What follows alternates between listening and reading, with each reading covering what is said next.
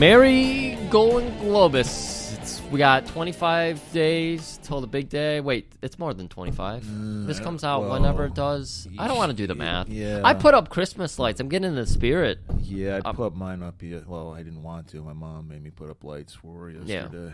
But it's feeling good, feeling Christmassy over there? You got the spirit? No, I don't give a shit about Christmas. What are you talking about? We're supposed I care about what we're doing because we're uniting families. I get so many messages from fans like our family, we didn't talk for years, and then we just rebonded over Golan-globus Theater's family-friendly Decembers. What is happening with our family-friendly? I just feel it makes me feel good. You know, it makes we're me bringing families together. Usually we keep it kind of low profile, and then we give everybody one big present. But this year for Christmas, we're going nuts for December. Well, that's what year, I meant. This entire year's been a present. Well, yeah. I mean, giving people straight to DVD Seagal is apparently the greatest gift of all time. Right. So yeah, that might be a future guest month theme. Yeah. Direct to DVD Steven Seagal. You guys apparently loved it. We're killing it. We're working out some ideas with that one. Get some volunteers, and then you have to pick. We're gonna have many volunteers. It's just we might have to pull like names out of a hat to like decide who gets to be on. Because I think everybody's gonna want to be on. Oh my goodness! Well, we could do it multiple times because Seagal makes 5 straight to DVD movies. But we know it. Every time we do a theme month, it takes like 5 years off our lives. So we can only do it twice a year. There's 2 things that age a person horribly. Hate, like Marjorie Taylor Greene. That woman is your age, and she looks like she's 84-year-old pumpkin. Yeah. And then, of course, doing a, what's it called? A theme month. Theme month. We love our guests. We love having them on. I said I gave a nice thank you tweet to yesterday to all our guests and how much we love them. Oh, very beautiful. Yeah. Great wording. Great wordplay you put in there. Yeah. Put the sentence or the period in the right spot every time. You can count on Murray for that. And now you can count on us to give you the greatest synopsis of Lynch's Dune, which people say is one of the hardest books to kind of condense, and Lynch did a great job, but we're about to do an amazing job. You got to look at it this way, Greg. How you read the book, right? I read the book about 9 years ago, let's say 9 or 10 years ago. What is it, like 600-700 pages, something like that? I feel like it's in the 600 Well, range. but when you adjust for inflation, that's 12,000 pages, Graf. Of course. So 12,000 pages. Yes. And Lynch did. I think Lynch succeeded. I'm sorry. I don't hate this movie. I haven't. This is the first time I've seen the movie in total, like from beginning to end, since 1984 when I was 10. Obviously, when I was 10, I couldn't get this shit, right? Because I never heard of this thing. Yeah. Now it makes perfect sense to me. I don't think there's anything strange about this movie. I'm like, I get it. No, I think it's interesting. Like, the first time I watched this was before I even became a Lynch fan. So I was just like... Before you joined the Lynch mob? Before I joined the Lynch mob, yep. I didn't know what I was watching. I was just like, this is happening, and it's kind of jumping all over the place. And I was like, this is something. But, this time watching it, getting to see Jack Nance, getting to see fucking Uncle Ed or whatever his name is from Twin Peaks, getting to see all of his little plants, Kyle MacLachlan, of course. A lot of Twin Peaks alumni in this. Yeah, 3. Don't make me think about who's in there. It was 3. I looked it up. Okay. I had to confirm. Because the guy that was married to the lady with the eye patch. Yeah, Kyle MacLachlan. Yeah. And then Jack Nance. He was in. I don't remember Jack. He Nance. was one of the Barons guys. Yeah, I remember him. I remember him doing it. I don't remember him in Twin Peaks. Oh, okay. He fished in the percolator. He's the guy who found Laura. I can't think of his name. I've been trying to think of it all day. Can't think of it. That's all right. I forget names all the time. We know this. And yet, here we are about to embark on a movie with 4,000 names and multiple names for multiple people. Yeah, we're going to fold time. It's going to be rough. We're going to actually fold it larger. Yeah, I didn't understand the whole folding time. We're going to travel. It's travel without movement. I believe that's the phrase. That's what Kyle was saying as he was hyper projecting through space and stars and everything. Yeah. So you fold space. Well, you can only fold things so many times, so that's interesting. It's like interstellar origami. Yeah, interstellar origami. It's one of those, whatever they call them. They make a crane, and then you're in Arrakis. Or as Bruce Dickinson called in the opening song, Arrakis. Arrakis. Which I don't blame them because, this is before the internet, guys. When you were reading a book back in those days, you're on your own. You're seeing some weird words. You can't give people shit about mispronouncing fucking made-up words. One of the most wholesome... We're going to mispronounce tons of words from this movie. One of the most appropriate things I've ever read was somebody just saying, like, if you hear somebody mispronounce a word, it's because they read it and didn't hear somebody. So appreciate that this person is reading material. Right. And I agree with that. You know, it's all about being able to convey the right thing. If somebody understands what you're trying to say, I mean, they can work on it, but hey, if you understand what you're saying, then it works. So you last saw this when you were 8? Is that what 10. you said? 10. Okay. Yeah, and I saw all the it way through. I've seen it bits and pieces over the years. I've just never sat through the entire thing. And of course, you're the only person here who has watched modern Dune. Yeah, and I got to say, I preferred Lynch's Dune. I think it was more ambitious, more visually interesting. Mm-hmm. It told the story. I didn't have any problem following the story. Now that I was like paying attention. Yeah. You got to pay attention because there's a lot of like exposition dumps in this movie, but they were necessary. I mean, David Lynch wasn't happy about that because that was a lot of the producers later on put that because apparently. The woman who played Jessica said when she went to the premiere and she saw the intro that there's that exposition dump intro where the princess tells you, she's like, oh boy. Oh, she was like, that was not in the script. She didn't get to see, right? That wasn't in the script. So she was like, yeah, if you got to start a movie where we're explaining everything, it's not a good start. But I like it. I like this movie. I'm gonna say it. I don't think it's a piece of shit. Yeah. Since I was watching the second time, and it's Friday, I had today off, so I took a little nap during the movie, and I feel fantastic. I did the same thing. I took a break. I watched an hour and a half, and then I took a 2-hour nap, and then I watched the rest. It took me about 4.5 hours last night to watch the full movie with notes. I was so slow. I had fucking 4 pages of notes. Yeah, it's tough to get. I get 2. That's usually what I do. But here's the other big news from yesterday, Murray. It's very legal to gamble online in Michigan nowadays. Yeah, I've never heard that. Yeah, it's not I like know, every right? other commercial it's fucking obnoxious shit. Yeah. So I dropped a dime on the ponies. I put some money on the Lions. Covered the spread. Did they do it? Yep. And finish under 41.5 total points. So I collected big yesterday. How much? It's like $130. Oh, that's big to me. Yeah. I actually had bust my ass today to get that.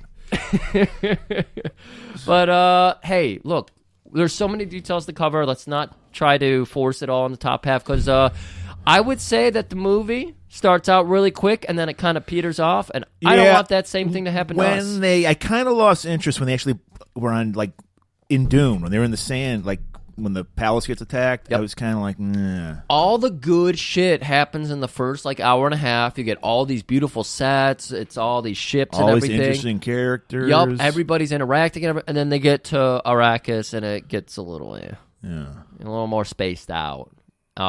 There's some little bits in there, but for the most part, it's pretty sparse. Yeah. So let's not make this episode sparse. Let's make it nice and tight, like a sweet punk rock song. All right, everybody, put on your Fremen suit because you might need to drink your own pee because this might be a long one. Still suit. Yeah. Yeah, it's Rumpelstiltskin suit.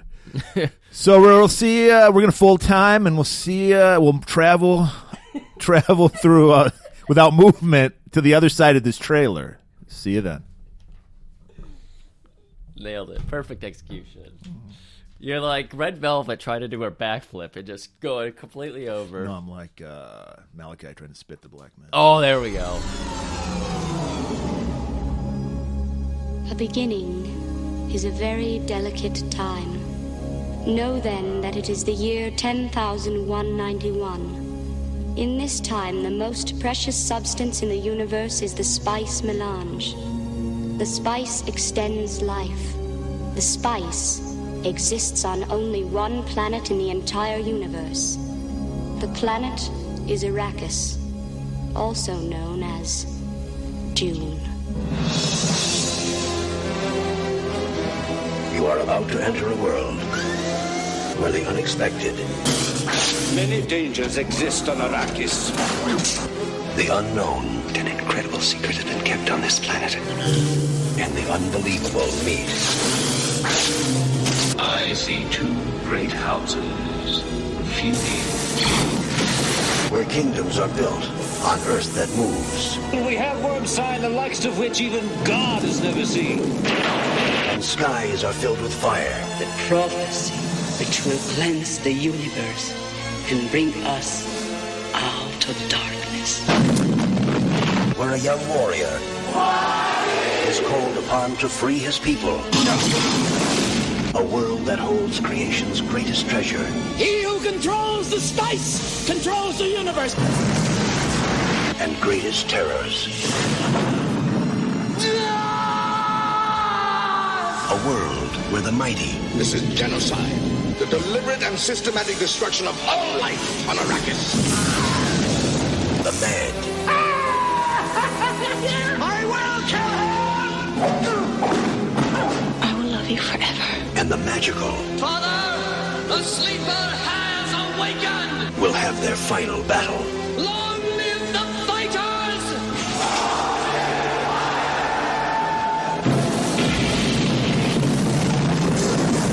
Do not show the slightest pity or mercy! Emperor, we come for you! Dune, a spectacular journey through the wonders of space and the mysteries of time. From the boundaries of the incredible to the borders of the impossible. Now, Frank Herbert's widely read, talked about, and cherished masterpiece comes to the screen. Dino De Laurentiis presents Dune, a world beyond your experience, beyond your imagination. All right, and here we go. We're opening up, and just like we were talking about, Jessica walked in that theater. I was like, oh, shit, what is this? Yeah, I was just telling Griff before we started, I didn't know this was supposed to be our future. I thought it was just like a Star Wars type thing, like another galaxy type thing. No, this is our future. Yeah. Wow. So this is the year 10,191 AD. All right. We get a picture. We see Virginia Madsen, who plays the Emperor's daughter. She gives a little exposition dump on us.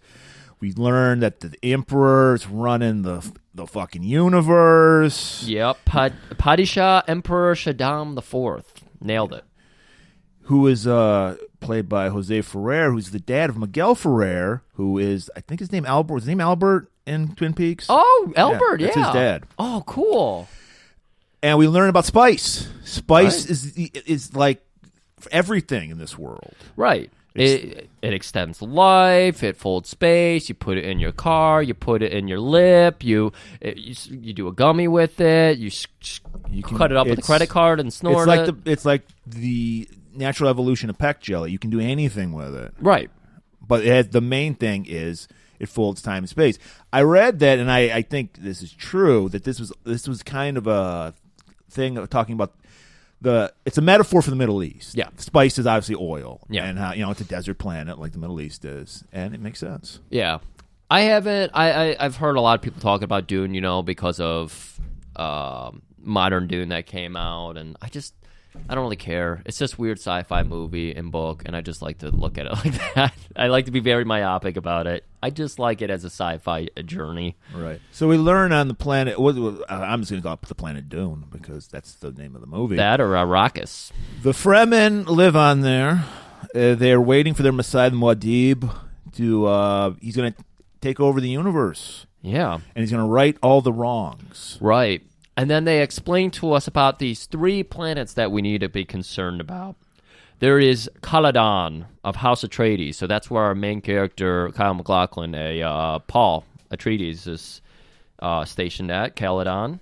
And then you have Giedi Prime, and that's where House Harkonnen, who are running Dune at the time this movie starts. Yeah, yep. They're in charge of the spice production. That's spice right. mining.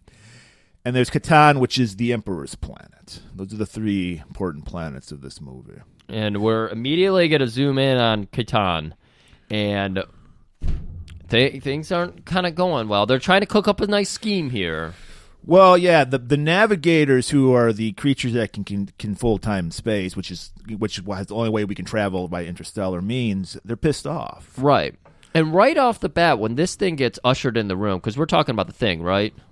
The navigator is the thing, right? Yes, he's the lumpy dick. Holy fuck. Like, right away, you're smacked in the face with some serious, weird Lynch, creature. It's almost like a train kind of thing. Yeah, it's in a giant fish train tank, like a Right. subway cart. And he's surrounded by the Trash Lodge disciples. And it's so interesting because this is before Twin Peaks, so the Trash Lodge doesn't Right, this exist is a yet. percolation. This is probably what caused the whole Trash Lodge. Well, we created, Neil Breen, I don't want to say we did. Neil Breen created the Trash Lodge. But that came from, I'm sure, the Black Lodge. Yes. Which came from this. It's like ideas working off ideas working off ideas. That's right. It's battling, dueling banjos is what I'm trying to say.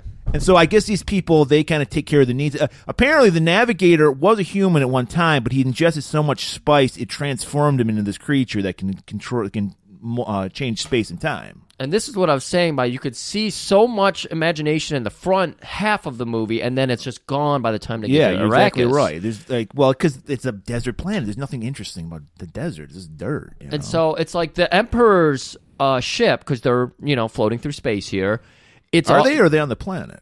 I thought they were like out and about, but whatever. Yeah. They're on the planet. They're on the spaceship. It doesn't matter. All I know is like everybody's walking around. You got women in like black veils. You're seeing the Bene Gesserit women who are bald with like these weird pieces on the back of their head. They like to do like the Victorian era dresses where they're like corsets and squishing boobs and. But they had an interesting look because, like in the new movie, they're just women. They're not like this. They go, wow, they stand out. They're like got their shaved heads. The fact that they have all the Bene Gesserits have shaved heads and the grills, it really makes them stand out as being like these crazy benevolent figures. It's cool. I like it because they are powerful women. Because they have is it because of the spice that they have psychic powers? I don't think it was. I didn't think it was because of the spice. Okay, but I don't know for sure. And it's been too long since. But they are like basically they're like Nazis. They're doing eugenics. They're trying to breed the perfect man. There is mention of that. Yeah, the Quiznos Dukes of Hazzard. The Quiznos Dukes of Hazzard. Yeah, isn't that how they pronounce it? Yeah, sure. But that made me think, Grief. We're fucking up our own names. Yeah. Oh my god, it's gonna be a long one. Oh. Quiznos sandwiches, and it made me think like this movie's about sandwiches. You don't know this because you're a sandwich like Philistine. You hate sandwiches. It's true, but. Listen to me now. The perfect sandwich would be a Quiznos sandwich because it's made with love. It's like it's heated, and then you think about it. Do you remember? You've been a little kid. Remember the Quiznos commercials? Those monsters. Awful. Those are navigators. and then so the Quiznos is the perfect sandwich that they're trying to create.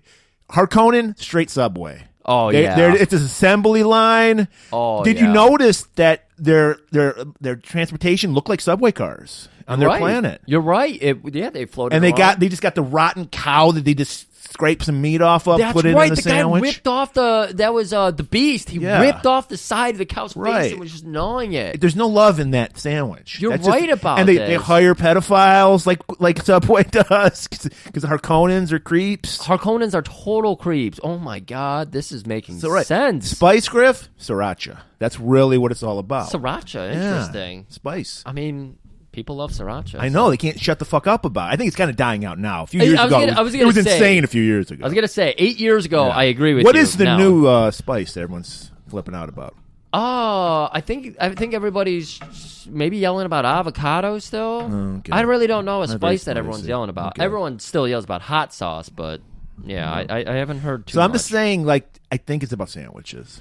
I see here where you wrote down this is a movie about sandwiches, and I'm getting it. Yeah. Right. The other thing I want to mention about the Emperor and his clan is their colors are like black and gold. So his whole ship, house, wherever we're talking here, is just gold everything. And it's really cool. Yeah, it's like Scarface. There's so much to look at. And then you have this navigator and its fish tank and the trash lodge. They got the old fucking microphone from like the 50s. It's very like a steampunk type thing where they're using old technology but futurizing it. Yes. Like, even the spaceships have that kind of the mechanics of it are like weird kind of. Yeah. And again, to really just kind of like make you feel off. The voice to amplification is off.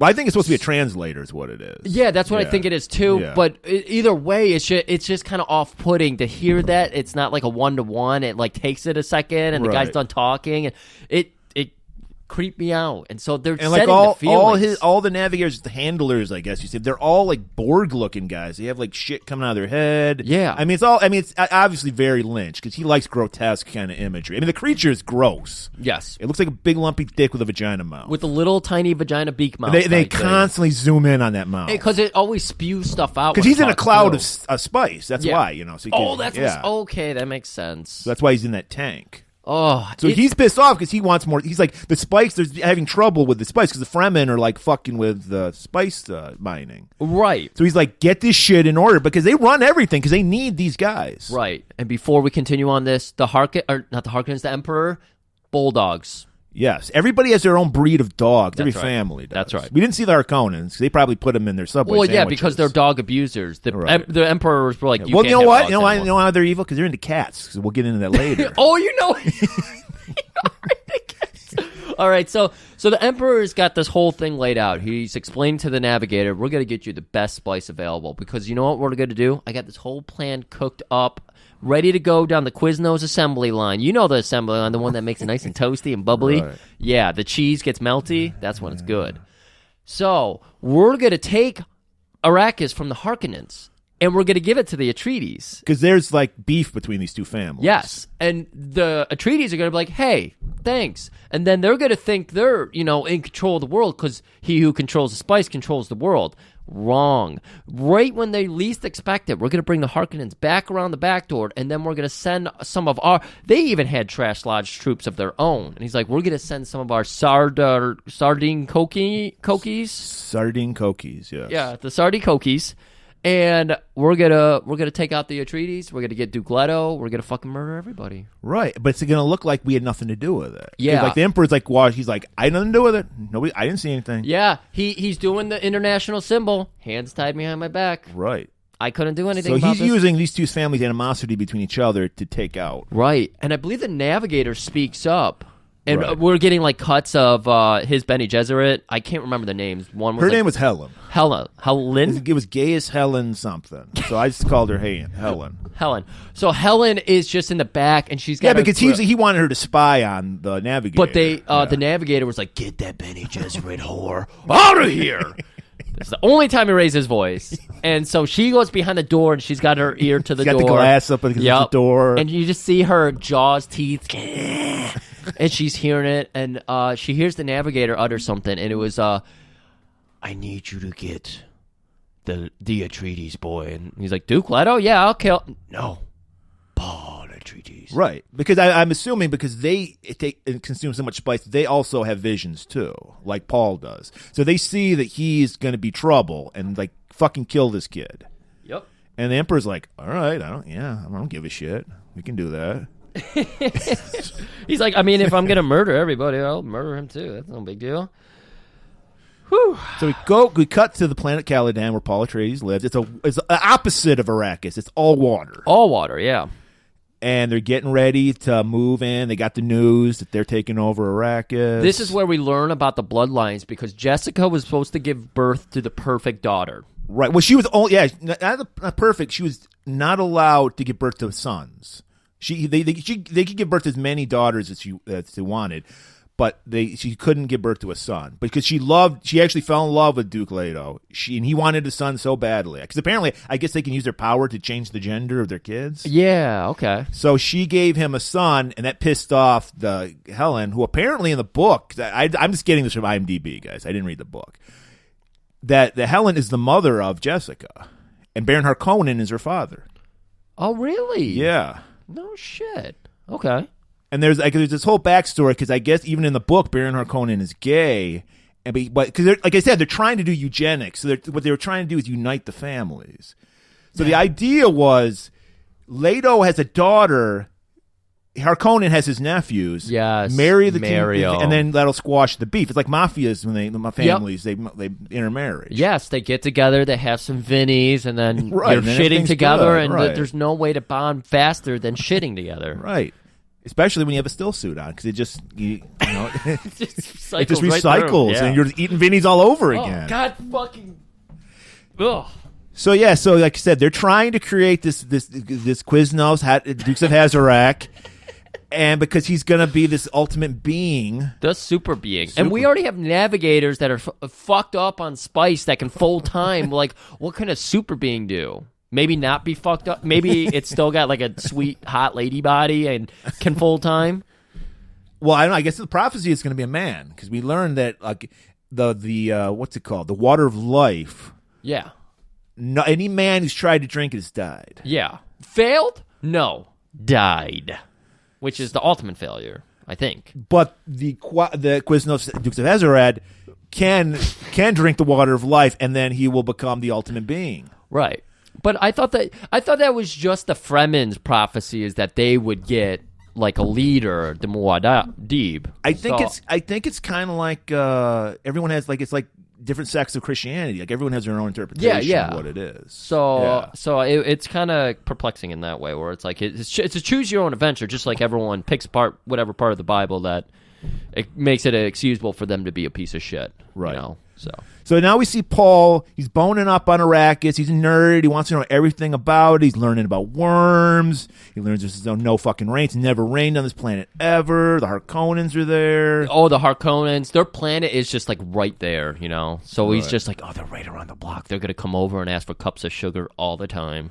And there's an obsession with the Duke's signet ring in this movie. It doesn't really make any lot of sense, but everybody wants this. It's a beautiful ring.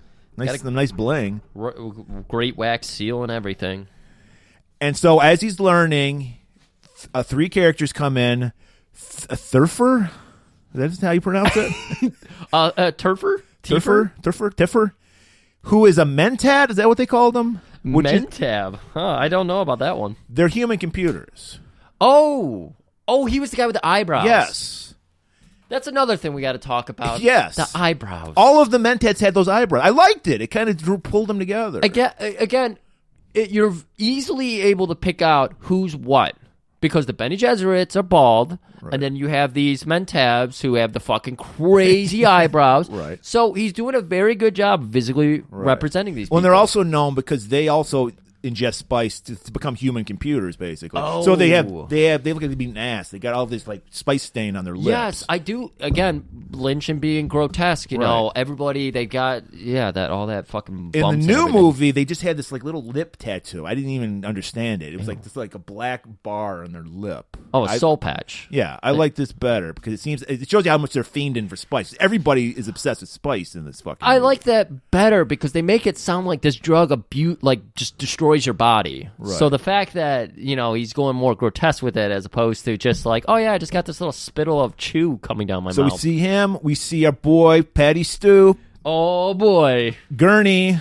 Whew. He's got this crazy guitar instrument. It's like 8 feet long, and then there's like wooden horns coming over where the strings are that you would play. It's the most bizarre looking thing ever. And then we see recently departed Dean Stockwell, Dr. Yui. Is that Dr. Yui, yes. And he's got the little diamond on his forehead thing. Right. I forget. He's like an Imperial Trust or something. He's like a doctor. He's like the family doctor. But it was just like you only get that if you have gone through a certain amount of regimens. So it's like, because it was supposed to be like they cannot be broken because there's so many assassination attempts and shit going on, intrigue, that these guys can't be like turned on their people they work on. Their mind is like a steel trap. Right. So there's no way you could coax them, interrogate them. Not even Gitmo Bay. Not even Bush could turn him. Right. So they show up and they're like, and then Paul senses them. He's got some sense power. Well, yeah, he alluding to his Muad'Dibness. Again, they're. I don't even think it was supposed to be about that. It's just that he's being trained because, like you said, there's so much political intrigue happening. He's got to be ready for anybody at any time. There's little whizzing machines that could come in to the night and stab him. Hunter seekers. So he's got to be ready for everything. So he's just like. He gets this little grin. He's facing the camera. I hear 3 men walking into my room. I know you're going to tell me not to keep my back to the door, but I know exactly where you guys are. 2 lean to the left. 1 leans to the right. I'm talking about their dicks. Yeah, of course. And so Thurfer is like his teacher, like about the mental stuff. Gurney is his physical teacher, teaching him how to kick ass. Oh, of course. Patrick Stewart, of course he's the guy who's going to teach him how to kick Come ass. on, you bitch, let's fight now. Yeah. And they put on their shields. I will say the newer movie, the shields look cooler. Obviously. This looked like a last minute, like, oh, fuck. That's right. We got to have some kind of visual for this. Right. I like the effect when, like, the knife's going through and you kind of see it like water kind of going over their hands and everything. But, yeah, the blocks. Yeah. So what we learn from this scene is that basically, because of shields, these shields they got, lasers don't have any. Nobody uses lasers because they don't do anything. Right, their advanced technology has allowed them to block off, shields or lasers and everything. So now they're slow. If you go slowly, you can go through the shield. Right. So their weapons have gone back in time, if you will, Right. and they're using old weapons again. And daggers is the weapon to be, and I love it. I love everybody running around with daggers. I think it's really cool. So they're fighting, but then Paul gets the edge on Gurney, gets the knife up to his neck. Here's what I want to remember from the book, and I don't. Why are they taking huge slashes at each other if it's not going to do anything? I don't know. I mean, later he fights without the shield, so maybe it's for training on that. But his fight looked nothing like this fight. So I'm just throwing that out there. Right. No but need Paul, to sit on Paul it. finally gets the edge. It's probably the first time he's ever beat Gurney, but did he beat Gurney? Because Gurney's got the fucking knife right at his Look dick. down, friend. He's like, I'll cut your balls off. And he's like, then they just pat each other on the back. He's like, you're getting good. You're getting better, kid. Oh, yeah. Would you really have cut me? He's like, if you didn't give it your all, I would have given you a scar to remember. You would have had one ball instead of two. I don't remember, because Patty Stew doesn't have a scar at this point. Later on, Yeah, I he believe does. he has a Yeah. scar, right? Yeah, he does. Just later on. I just noticed it later, too. You're right. Yeah. Okay. You might have it in the scene. I don't remember. Because at one point, I saw his scar, and it was an awful little prosthetic, and it was falling off his face. It was flapping. I was like, oh, boy. But he's like, but your training's not over. Yeah. You need to remind people about Star Wars. So they bring out this fucking, like, because it's the scene where Luke is, like, got the fucking ball that's shooting shit at him. But Yeah. Like, he's going on, like, why have things been so serious lately? He's like, well, Arrakis is serious. The Harkonnens are serious. We live in a serious world, my boy. And he goes on to ask more about the worms and the Fremen and if all the shit he's been reading on the internet's real. I've been doing my own research, just like you told me to. And says, as long as you listen to Quizidnon, you will be good, my boy. So now they're like, okay, they pull out this thing. It's like a modern. It reminds me of the thing you see Bruce Lee training on in the kung fu movies, where it's like the wood like cylinder with the spoke sticking out. But this is like the sci-fi version of it, and it's got like blades and shit. And now he has a thing. This was David Lynch's invention. This apparently is not in the book. Weirding modules, which can focus because there's this thing, the voice, this thing which I think the Bene Gesserit invented, and they like teached. That could have been it. I don't remember. Because I'm pretty sure, because I know that, because I mean, and George Lucas must have read Dune, because the Bene Gesserit voice thing is very similar to the Force as far as controlling people. You can control people with your, like, you can talk in a certain way that you can control people. Right. And you can also send basically like sonic sound waves out on people, but they need the weirding modules to focus it. So it's like kind of like a little. I like these fucking like all these little things they had. They look cool. No. They're again. Lynch loves to put these little practical things together. Like, even in his old age, if you watch his YouTube video, he's always putting weird little contraptions together. Watch Twin Peaks. He's always putting weird contraptions together. Right. So, again, beginning of this movie is full of weird little Lynch things, like the little gun box, the little fucking... Like, the Fremen have to wear the voice modulators. I think even Paul did, too. He does until later, yeah. Yeah. But yeah, they use those. So yeah, he's wearing one right now, and he's using the weird. They call it the weirding module to like shoot off little blades off of this machine. Of course.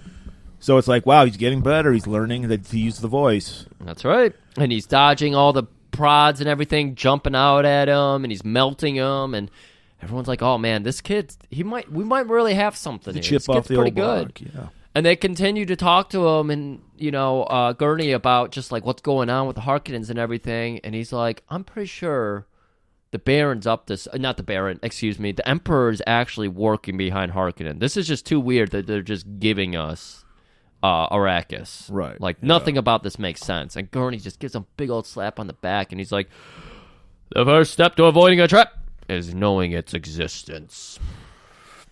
So now we cut to Paul. He's done training. He bumps into his buddy Duncan Idaho. I guess this is kind of like his mentor. The guy he wants to aspire to be. Yeah, this dude's fucking cool as shit.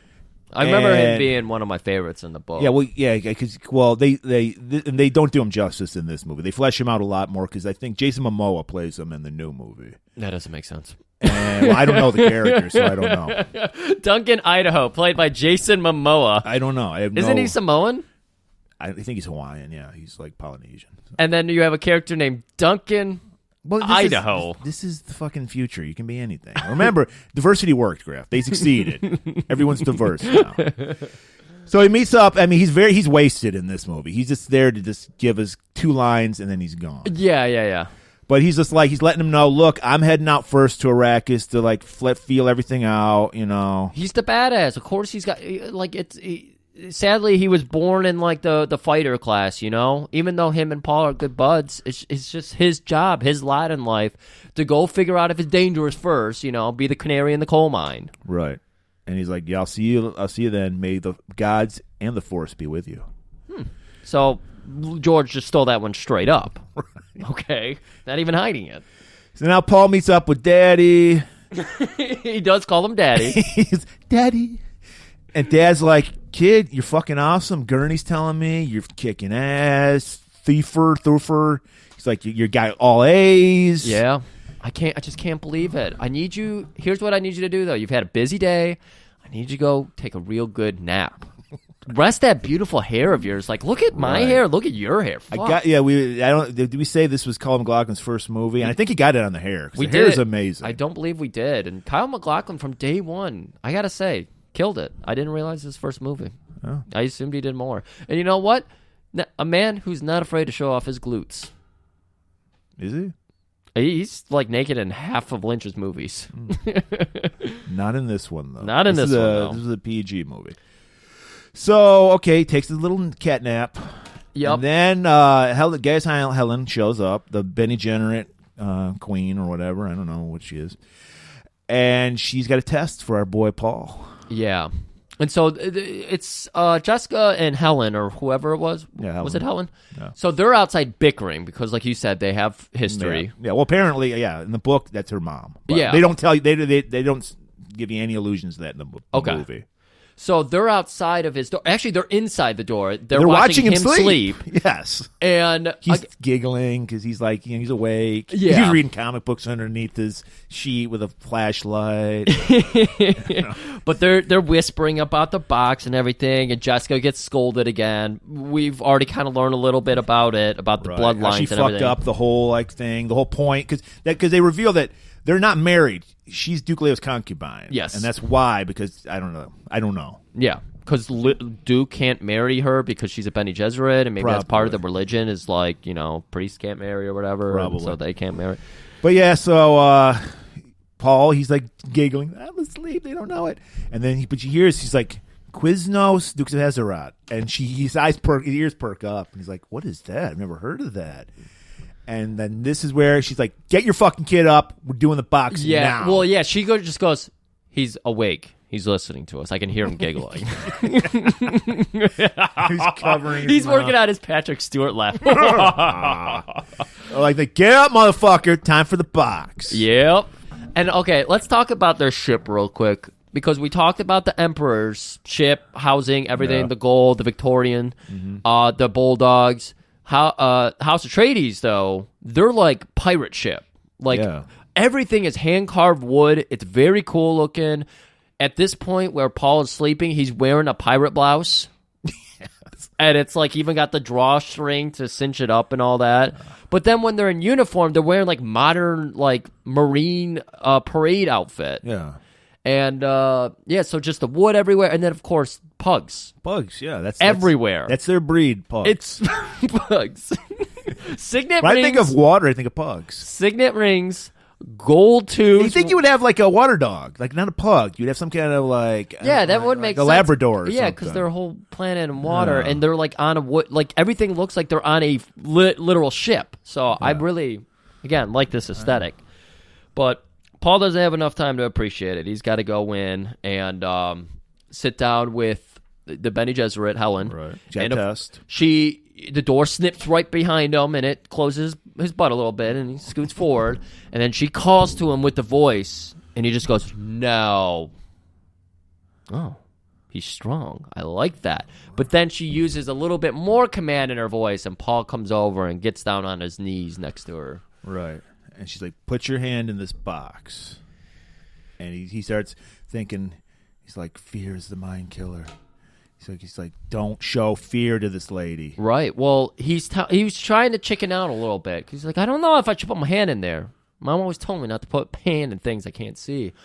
And then she pulls out her little sewing needle, right. or sewing thimble with the needle on it. Yeah, the Kareem Abdul-Jabbar. Yes, of course, the Kareem Abdul-Jabbar. And she's like, motherfucker, if you don't put your hand in this, I will stick you with this needle, and you're going to die. This is poison, motherfucker. And don't worry, if you put your hand in and try to pull it out without me letting you, you're going to die too. So he's got no choice. He's got to put his hand in the box. Got to put his hand in the box. And it's like, first you're going to feel a little itching. Then it's going to say a little burn. It's kind of like syphilis, you know, or gonorrhea. But I don't have any there's no penicillin in this Kareem Abdul-Jabbar. The reason this was so real is because Frank Herbert, of course, had it. Yes. Yeah. He died of madness from syphilis. Untreated syphilis. And so we see the hand inside the box, and it's just burning away, and the flesh is smoking and shit, and he's hanging in there, man. Yeah. Fear is the little death. The ASMR, okay. Lynch, why did you watch that Chuck Norris movie before you started filming this? Little known fact, he's always wanted to work with Chuck. Chuck Norris is like, I'm too big for you. Right.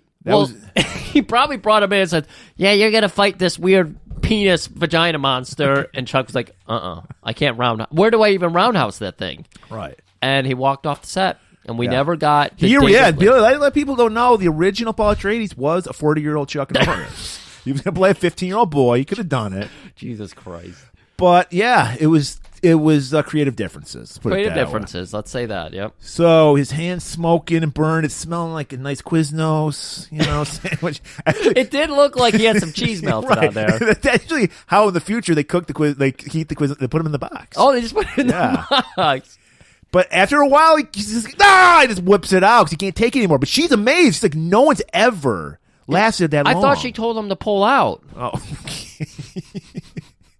Maybe. Because they both rear back in pain because he shrieks out before he pulls out. Okay. And it causes her to freak out. And it's like, I think they're trying to allude that Paul had the voice in that moment. Yeah. Okay, yeah. Well, because he's been working on it. His mom's been teaching him the voice. Right. And Helen rears back and she's just like, holy shit, like, he actually might be the one. He lasted it. Yeah, no one's lasted as long as he has. And so she tells him, okay, go ahead and pull your hand out. Inspect your hand, see that it's not fucked up at all. And then she gives another exposition dump, and she starts talking about the water of life. Have you ever heard of it? And apparently it's the bile of newborn worms. Yeah, Paul has heard of it because he's done his own research. Right. So he tells him, I was in this chat room the other day. And she explains, and look, no man's ever survived, but the Quiznos Dukes of Hazzard will survive it. Oh. Apparently women can take it. Yes. But no man has ever done.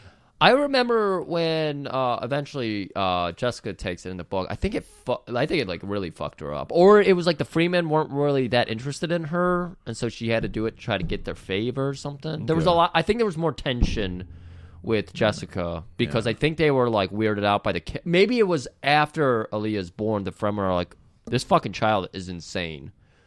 I think that might have been it. Can't remember. Okay. So now we cut to where it gets really interesting. The Baron's planet. Okay. So right away, another Lynch statue going on here. Did you notice the big face structure with the mouth? That I'm almost positive was an H.R. Giger design because I remember something like that in the Jodorowsky He had some similar structures, Yeah. kind of like that. He had like this Yeah. one steamroller thing that I just saw it today or yesterday, and he had like big old devil horns and like hands that shot. It was fucking crazy looking. Right. But this was very simple, just like profile, mouth, nose. Well, we see there. steam We coming out see of the it. Harkonnens meant at Pitter. Oh my god, Petir is so fucking good. This guy's hand acting. It could have been our good friend Dougly. I can't. I'm spacing on his name. I'm spacing too.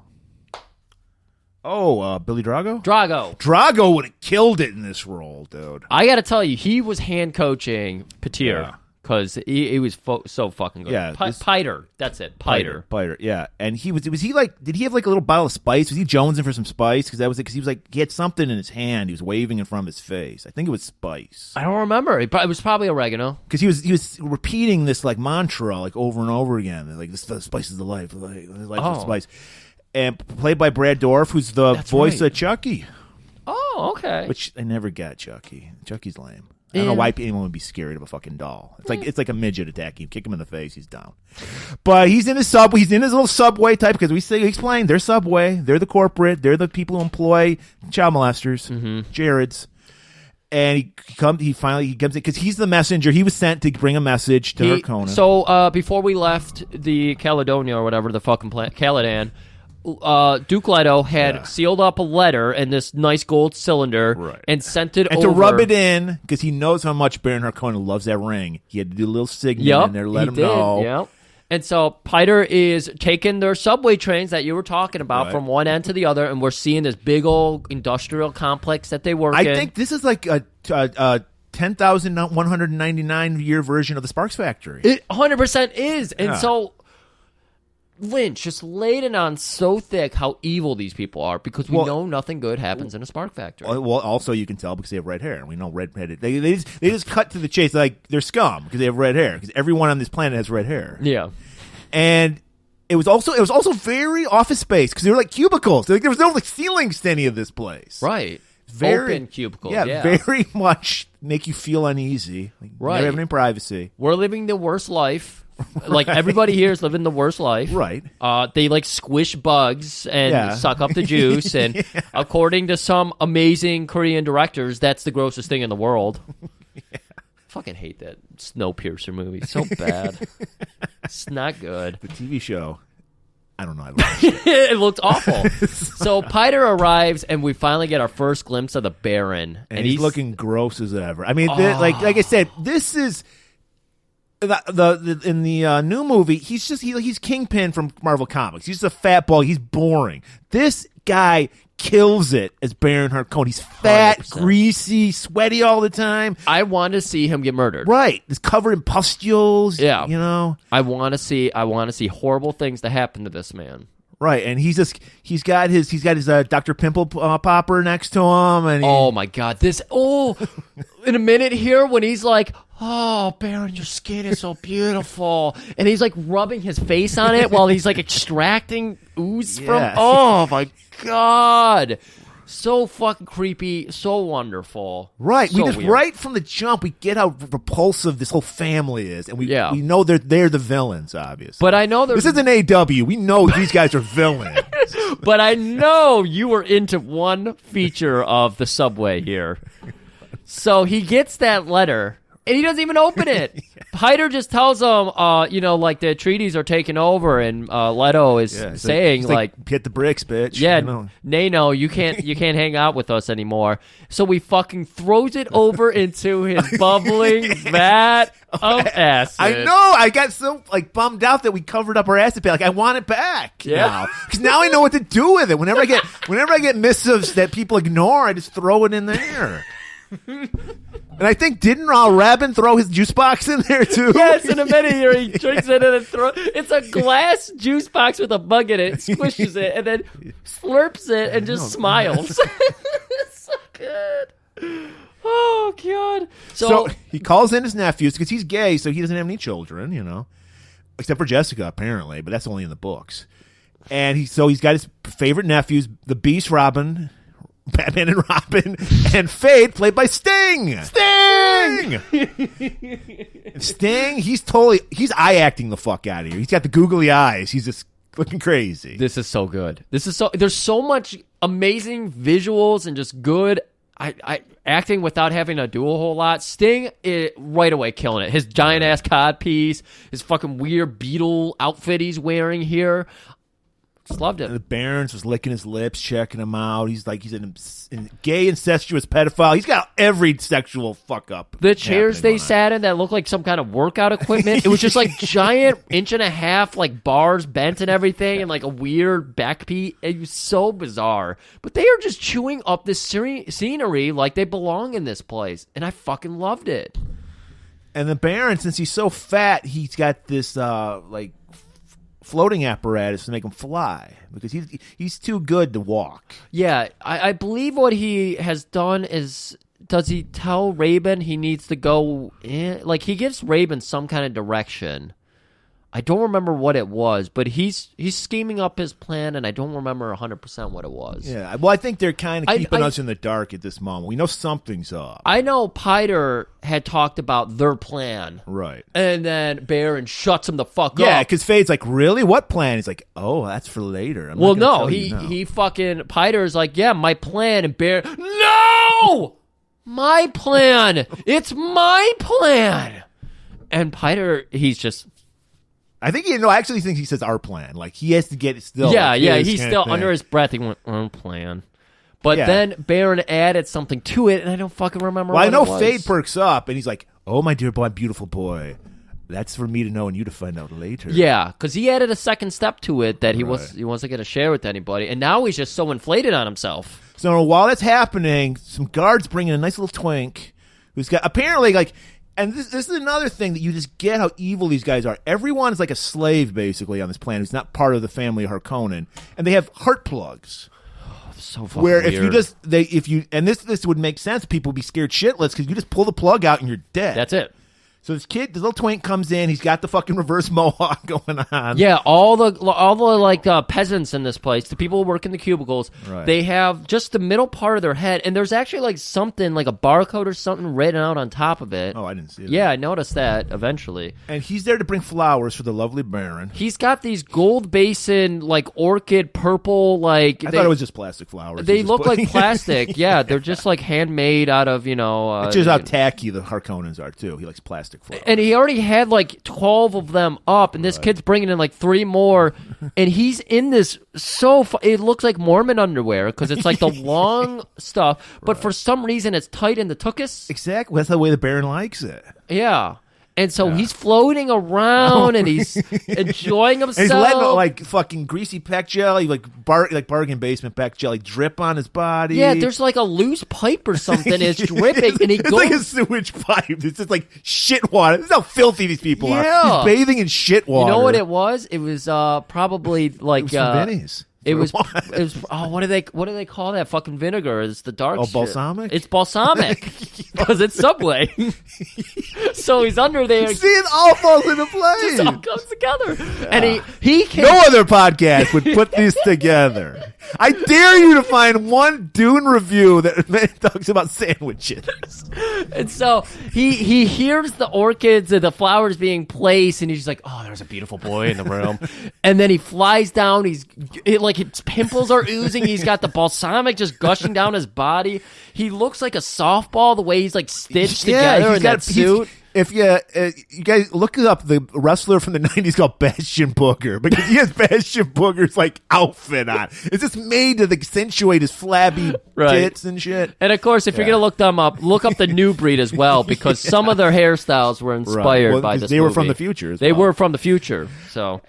So he flies over to little baby boy here, and he's grabbing his cakes, and the kid turns around, and he just starts like fingering his body, and then he pulls out his heart plug. Right. And then he starts bleeding, and he's taking the blood and smearing it on his face. It's this fucking crazy scene. It's insane. It's wonderful. And Fade is loving it. He's just cracking up.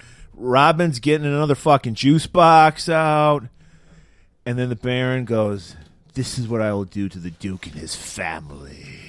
Cut to the treaties. They're departing. And they're just flying through, packing up the pugs. Yep, Paul's got a pug in his hand. And one thing I did not like the design of the spaceships. They were, I will say they were original. The exteriors, yeah.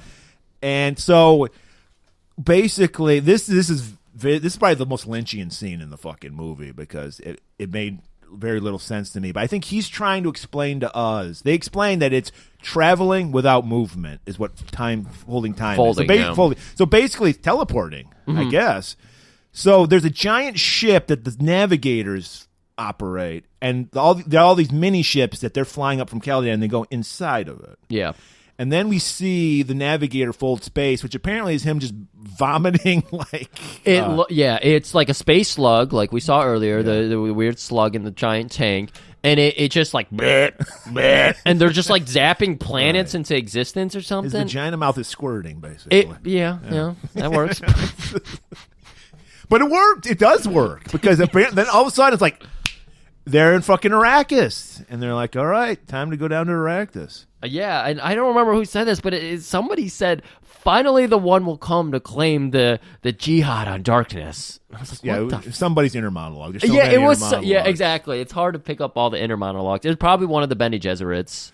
So they land on Arrakis, and they're greeted, like, because these, like, people can't wait to get rid of the Harkonnens. They're like fucking losers. Yeah, they're abusing everybody. The Fremens are like hard working class, blue collars, and then they have the Harkonnens up in there, and they're like Donald Trump, basically. They're gross rich people. They're middle management trying to take all the money. They're rich, but they still like have McDonald's. It's that kind of. That sounds awful. Yeah.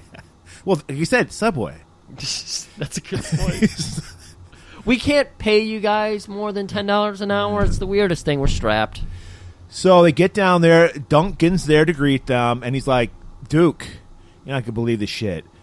We always thought the Fremens, they were sparse. There was only like 100, 200 of them. It was like, L.A. in 1980. Yeah. No, it's like L.A. in 2053. There's literally 2 million Fremen here. And they're bad asses. These are the alleys we wish to see. We need to get in with these guys because they're so fucking cool. And like there's rumors that they have water that we don't know about hidden on this planet. It's amazing. Yeah, and despite everyone's belief that like the Harkonnens are running things, the Fremens are running things here. They have this place under their thumb. So what's going on? The Harkonnens aren't going to leave without leaving a few surprises for our boy the Atreides. So there's all these like booby traps and shit. Yeah, we get some cuts of like the Atreides technical crew. They're trying to set up the internet. They're trying to get the Wi-Fi password in there and everything. And they left without giving them the password. Of course they did. Fuck you. So they're trying to reinstall, but then they have to get the modem out there, and then the fucking it's goddamn. Spectrum and those guys, they can barely make it a mile away. Yet a folding time on itself to get out to even for the Atreides. Even when you can fold time, they're always 3 hours late. They always give you that window, 9 a.m. to 5 p.m. I'll show up. Fuck you. I did not like the design of the people, the soldiers on Arrakis. It was just white. It was like they're just like they're pillowy white suits at the end. Yeah, with it was like good humor men. Mask. It was like they're like no, they look like good humor men. They just had like white pants, white shirt, and like a cap. It was really boring. I'm not talking about the hardcore. Conan had cool fucking like trash lodge outfits. Yeah, they had the trash lodge with the welder's mask. I'm talking about the Atreides band. You didn't even remember them because they were so bland. It was just like... I know what you're talking about. The tech crew and all that. Yeah, they had their little caps on and everything. Yeah, the Geek Squad. Yeah, the Geek Squad. Yeah. So they're like trying to hook up everything. They're trying to get the shields up, and we literally do mean like the square shields from earlier, which, by the way, there is a great moment with that square shield coming up. It is one of my favorite scenes. But, and they're just like...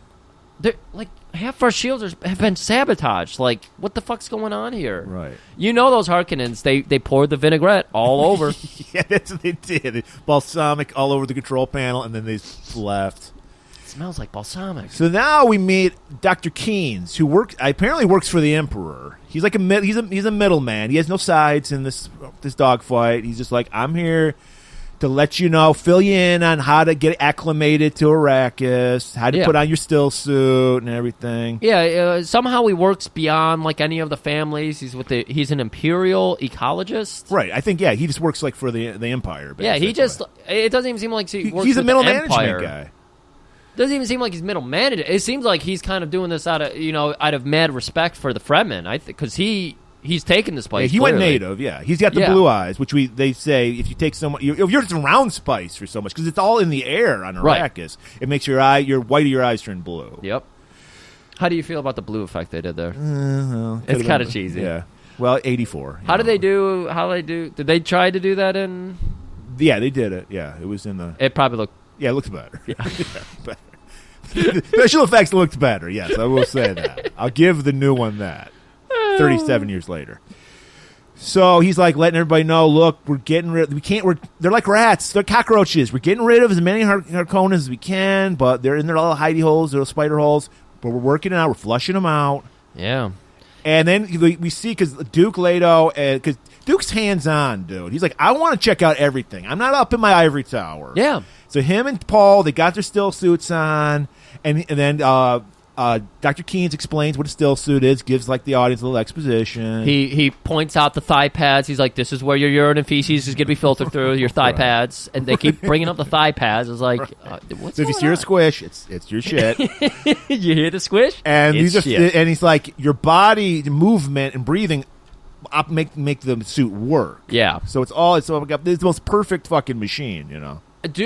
Lynch could have gone a lot of different ways with how he explained it, because I remember about 45 pages of explanation on the suit. Okay. I feel like that one went on forever, exposition. Well, on the thankfully, suits. he cut it down. I got the gist. It takes the salt out of your sweat and gives replenishes your water. It gives you it turns your sweat into Gatorade, is what it does. Yeah. And so Kynes is just like noticing Paul. He's just like, did you have any help putting that on? It's so perfect. Give me a once around. Yeah, go ahead. Slow turn. Checking him up and down. He's just like, you wear that like a Fremen. You're so perfect in that suit. I just don't understand how you got in it. It took me months to figure this out. Well, it took me 45 pages to read. The manual alone. Fuck. And Paul's like, it just felt natural. I don't know, Beginner's luck. I don't know. So they're going to go out and they're going to see how spice is harvested. Because, like I said, Duke Leto hands-on. He's like, I want to see what they do. And before we get to cut of them, like, out on their ship, just kind of scouring over the Dune, or the spice farms, I guess you could call them, we get some of our security, and they're getting chattered. They're playing around with the radios. Again, they're trying to tune the Wi-Fi in. Right. And they overhear on the CB, breaker, what's your 20? They go, Harkonnens? What? And then we cut to Paul, Gurney, Duke Leto, and Keynes on a ship. And then Keynes explaining, about the worms. He's like, okay, this is where we got it worked out. We got these little machines that harvesters. And once we get any vibrations of a worm coming, we pick them up off the ground and take them away. They get because there's a crew of 23 people in each of them. Right. And once they get the rumblings of the worm, they come by, they save them all. They get the harvester out of the ground too, and the worm just passes through. But at the through. very last second, because spice is so fucking important, they wait till the last second to get these guys off. It's like working on an oil rig or something. There we go. Yeah. So they're explaining again about how the worms, just like tremor worms, vibrations on the ground is what kind of summons them. So, of course, the harvesters make some vibrations, so they're always at risk when they're harvesting of getting attacked by a worm. And then he's like, well, what do you know? There's a worm coming now. Paul's like, do you think we'll see a worm? And it's the first time he's kind of childless, but Keynes is just, he's still like, he'll learn. I really like this kid. I really like Duke Leto, and I like his kid. This is great. Yeah, it's like, he thinks that to himself, because we're getting a lot of inner monologue. These guys might work out. Yeah. Might be the guys we asked for. I mean, if you've been hanging out with the Harkonnens and you got these fucking badasses coming in, he's probably looked down and saw they all have beautiful skin. Beautiful skin, beautiful hair, and he probably saw the Duke's ring. He's like, this guy's fucking, this is badass, right? If he wasn't in the still suit, he'd probably wearing a ring himself. Right. Probably a lot of rings. He'd probably fooled JJ. He's like, my young prince, there's this worm right now coming. Check it out. Yeah.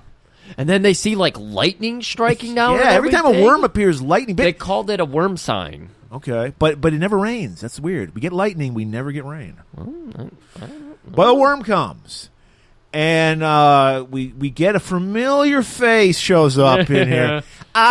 We need to be rescued here. It's David Lynch doing a cameo. I'm sure it was just one of those things like, we got to film this scene. We have no actors. I'll fucking do it might have been that. I don't think he's pulling a Hitchcock where he's like, I got to be in my own movie. I mean, he definitely puts himself in quite a few different things, but usually not his movies. Obviously he's got a character in Twin Peaks, but I don't think he's in his movies very often. Yeah, I don't think so either. Yeah. And it's like, who is this? And Gurney's like, don't you dare say it's Duke Leto. You just say we're just a regular guy that's checking shit out. Yeah. And then he does it. They cover because they don't want, assassins are everywhere. And Gurney's, he's a pro. So he's like, don't sell them. So we see like Duke Leto's like, let's fucking land. I'm going to fucking bring people in. He's like, get the fuck in here. The worm's coming. And like Lee Keynes is like going, whoo, he's getting the vapors. He's like, oh my God, he cares more about the people than the spice. The Harkonnens, they were like, fucking let these guys die. That's right. And they get everybody on, and they take off, and then we see the worm eat the fucking big harvester machine. And we're like, wow, these worms are a real fucking deal, man. Another inner monologue from Keynes. I like this, Duke. I like him a lot. The last one was always trying to give me expired pickles on awful soggy bread that smelled horrible. The worst. Cut to Jessica. She's doing her first lady shit where it's like, check out the servants and everything. She's with Dr. Yui. Yep, Dr. Yui. And at some point in this, I guess I didn't make my notes, but it was somewhere in between here. You know what? It was just that last Baron exposition we had. I'm remembering what his secret because he's like, I have somebody on the inside. I've got a traitor. A traitor no one would suspect. No one. I've kind of ruined it by saying it right now. Yeah, but if you're listening to this, I'm sure you've watched and Dune. It's going to be, it's like 2 minutes out that, it gets revealed. So whatever. So I like the little machine, the inspection machine. It was like a flashlight. Again, all the little Dune or the Lynch devices, they're just fucking cool. They're cool little things. And I love the way he held it. I can't explain it, but Dean Stockwell just killed it. He did a little Billy Drago. It was like, I know. Just something about how they just let everybody be as natural as possible, like use a little flair in it. And this guy, he does. You in his little diamond. And I love how the doctor has like, instead of having like a first aid kit or something, he has like this chest piece. It's like a sash, yeah. Yeah, it's like a sash, or you could say it's like a pocket protector, but it's got all of his little medical devices in it. There's just so many cool little details. And he's doing a little chit chat with Jessica. He mentions his wife had died. Right, and he's like, please do not ask me to tell you all about it. And of course, we're doing an inner monologue of Jessica, and she's.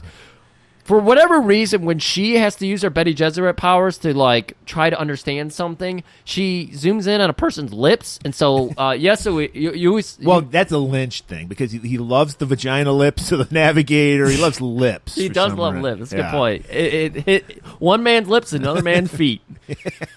So they zoom in on Yui. He's got that nice little mustache that's shaved down the middle there, and Tony she's Stark just thinking mustache. about it because.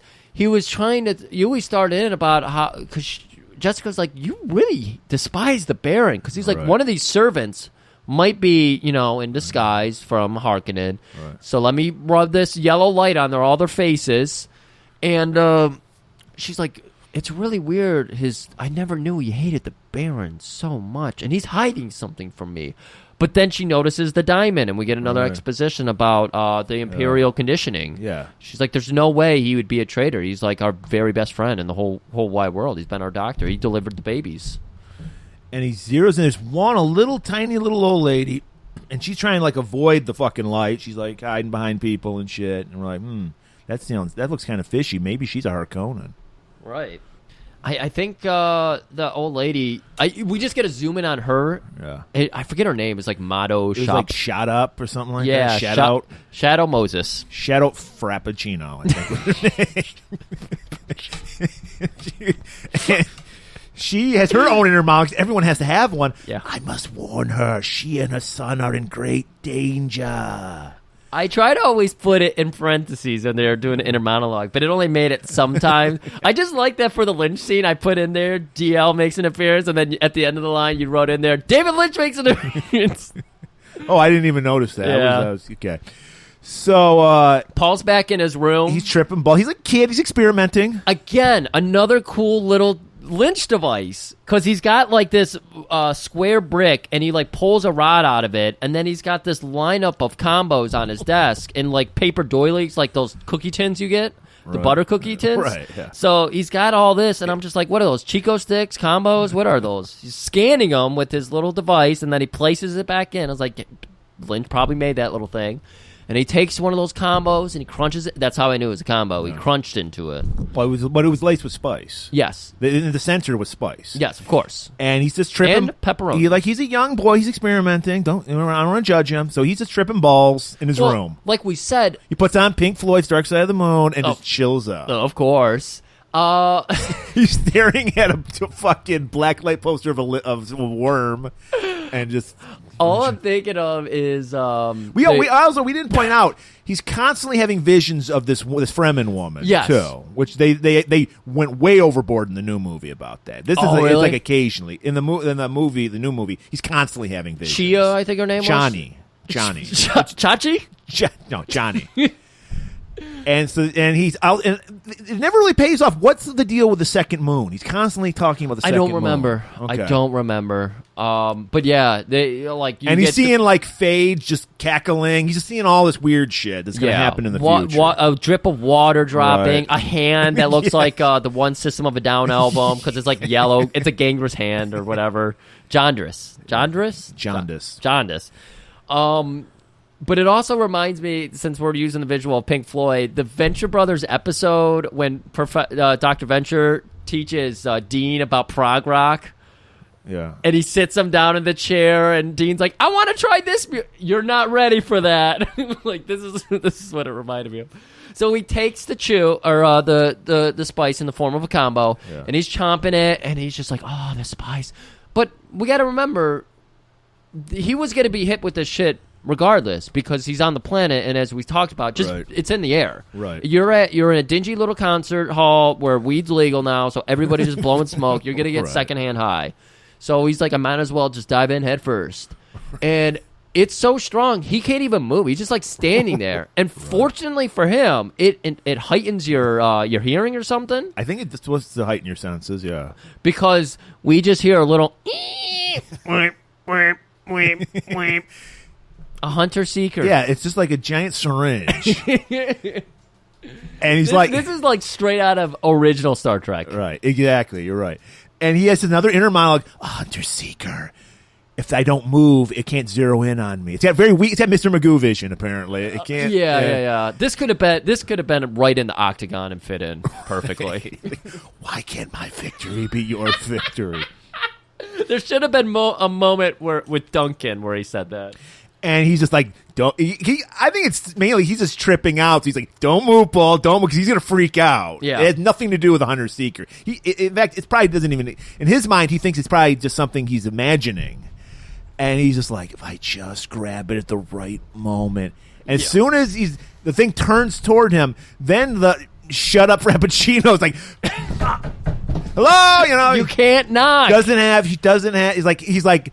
I had the do not disturb sign on my doorknob. Millie, come here. And so the thing flies at Shadow. It's all right. I know there's no hunter seekers in the house. Yes. The hunter seeker fly. I'll take him. All right, so I think door busts open. He snatches the thing, and we're left with a little shot of chai. Shout out, Frappuccino. Shout out, Frappuccino. And she's like, "Look, I just want to let you know there's a traitor in your midst. You saved a Fremen. You saved those Fremen today from the Harvester. We're in your debt. I just want to let you know that. You saved me too. We're doubling your debt, and us Fremen, we're legit. We pay our debts. Right? They're like Lannisters. That's right." Then the alarms, klaxons go off, and it's like, whoop, whoop, whoop. And then the crew found Harkonnen hiding inside one of the computer consoles. That's why the thing wasn't working, because he tore all the innards out, and he was hiding in there. He was just hiding in there. He was making the sounds while they were pushing the buttons. He was going, beep, boop, boop. It was like Star Trek. He was talking like that. Like, all right, compute, does not compute. Exactly. So, like, they go, we found him. We found the last one. It's, don't worry, guys. Thurfer's there. He's like, don't worry, everybody. Shields are working totally great now. We got the Wi-Fi code. That's right. They finally showed up 3 days late, but they showed up. They sent Marvin. He's their best guy. He got the Wi-Fi working. We got 2 gigs down, 5 gigs up. That's impossible to get. Right. But when you full time, anything's possible. Anything's possible. With Spice, anything's possible. That's right. So that night, Leto goes in to tuck Paul into bed, and he's like, no, he's already asleep. I don't want to wake him. Yeah, he's thinking, should I go in and kiss my son on the cheek? No, he's a man now. And he should have, because he would have seen that Paul is like sweating profusely, and that is not a side effect of the spice. Yeah, okay. Well, how did he get drugged? I don't remember. I don't know either. He just goes, Father, I've been drugged. And I don't know. I don't remember from the book either. I mean, technically he drugged himself. But he whispers it, so he ASMRs it, and we know that Duke Leto hates ASMR, so he ignores it. Goes back, he starts thinking, he's like, you know what, Jessica, why am I married to this woman? She's a perfect fucking wife. Yeah. Why do I gotta be such a bitch? Why do I gotta care about what people think about me? Why can't her marriage be my marriage? It just doesn't. I was trying to think of something. It didn't work. Why can't my wife be? I don't know. that sounds like he's into swinging. Yeah. Well, maybe he is. And then while he's doing it, he stumbles on the shut up Frappuccino. She's like on the ground. It's like somebody clean this up. And he goes over, checks her out. Yeah, and then suddenly Yui comes running around the corner and pins fucking Leto against the wall, and he's just like, hush. Well, what happens is Leto gets shot with a dart. Oh, that's right. And he's paralyzed. That's right. And then Dr. Huey comes. He shot the dart. Yes. And then we're like, he shot the Leto. We kind of ruined the surprise. Yeah, yes, yeah. Dr. Huey is the traitor. And how could it be him? The Imperial conditioning. So we're gonna get some Asimov logic. Yeah. What we learned is I think maybe we don't learn it from the movie, but I learned it from IMDb. We do learn it in the movie that the Harkonnens got around that by kidnapping his wife. Yes. So that's why they controlled him. You know? Right. So his wife isn't dead. So he justifies it to himself because what he's going to do here, he tells Leto, you're already dead. So why don't you go ahead? I'm going to go ahead and pulls out a little device from his chest piece and he fucking extracts a tooth out of His him. front tooth out. And then places in a poison tooth. Yeah, he's got a fake tooth. Yeah. He's like, look, I still hate the Harkonnens. Here we go, Murray. It's finally going to happen. My victory can be your victory. Yes. Perfect. Because what he wants him to do, he's like, the Baron wants to see you die. There's nothing that will please him more. So he's going to get right in your face, chomp down on the tooth, and blow the mist. The green mist. Right in his face. No, it wasn't. I take that back. It was the red mist. Because the green mist will blind you, brother. Yeah. But the red mist will fuck you up. Yes. He said, don't Malachi Black this, you motherfucker. Right in the eyes. It's got to be in the eyes. In the eyeballs. So then he just leaves the Duke to this ponder. Well, his other olive branches. You do this for me. You're gonna get vengeance for me and my wife, and that's how Yui was in on this because it was just like I need to get my revenge, and I'll do you a solid. I'll get Jessica and I'll get Paul out of here. Right, because nothing personal. He's just in a bind. He loves the fucking Duke, but his wife. This is why the Duke isn't allowed to have wife probably, right. Because you got the Imperial conditioning. He's turning on him, and then you could have Duke Leto turning on people. So that's why you can't have a wife. So out in space, space has been folded and it's unfolded, and the Harkonnen Armada is now attacking Arrakis. Yep. And they're all there, everybody.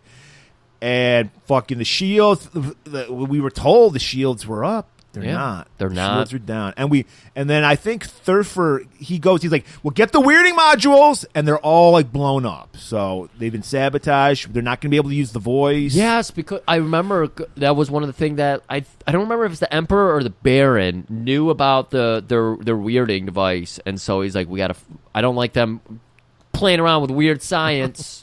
So that was like a big target of theirs too. They knew about it and they were trying to stop it as Absolute chaos. Pugs are everywhere. Pugs are just running everywhere. Oh, yeah. No pugs are harmed in the making of this movie. This is my favorite scene in the movie. We get a nice shot of Patrick Stewart holding a gun and a pug going, to battle! Running into battle with a pug under his arm. I loved it. So we go That'll from fuck. one of the most beautiful moments in the movie to one of the most another grotesque moment because the Baron has arrived on the station here, and he's got Jessica in bondage, And she's been drugged too. and apparently he's not. And of course, she's got a gag in her mouth because they want to make sure she can't use the voice. Right. And he, whatever Baron's sexual preferences are, it's apparently not women. Well, no, but- he says, "Let me show you what I do to every sandwich that comes off the assembly line." And then he just hocks a loogie right at Jessica's face. Oh, that was so gross. And the fact he was so gleeful over it, he's like, I've been waiting so long.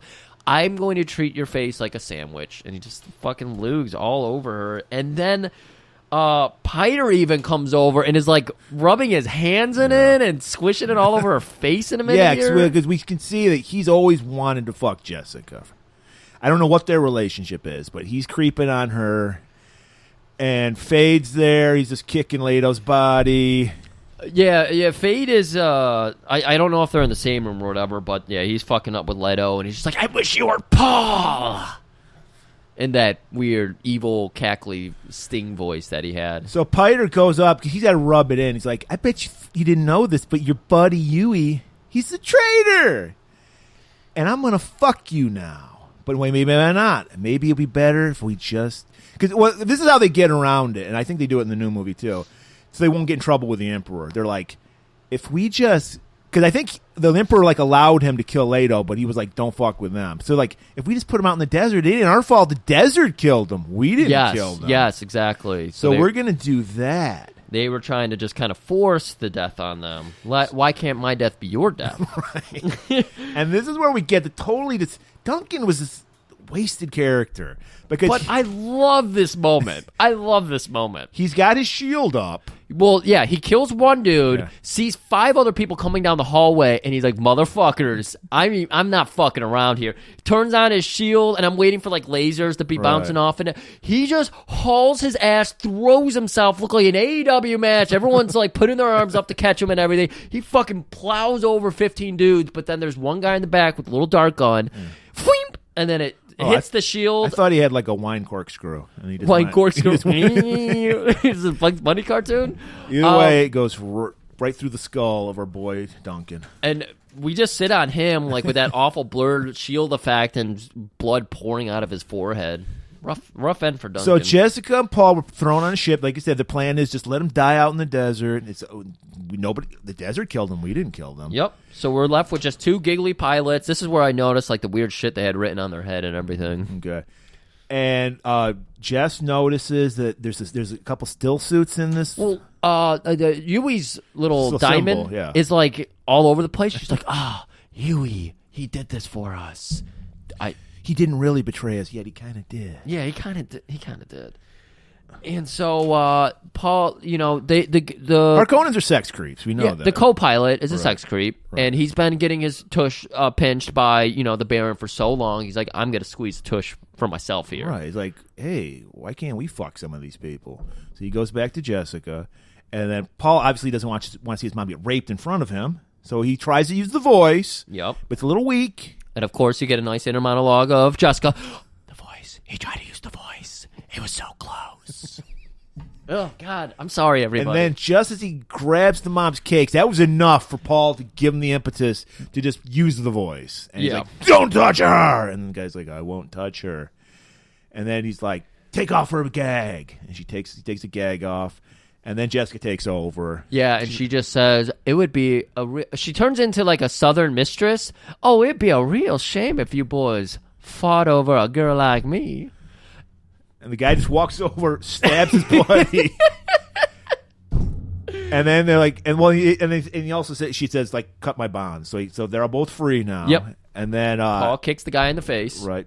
Takes him out. Takes control of the ship. Yep. It only takes him a minute. There's like 5 different levers. He's like holding levers on both sides of the ship. I loved it. It was so weird. It was like it made no sense, but I loved it. Yeah.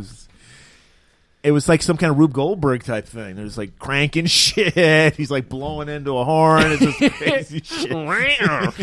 Ooga. I thought they clipped like the side of a mountain or something, and they were like, They did. So the ship is like damaged. yeah, and so they can't really fly it that far, but obviously they got to get far enough away to hide and everything. So we're back at the palace, and the Baron's got Duke Leto laid out. He's gloating over him. He's dripping oils and balsamic vinegars, just spittling lettuce, just that awful, gross lettuce. It's mostly brown and just chunks.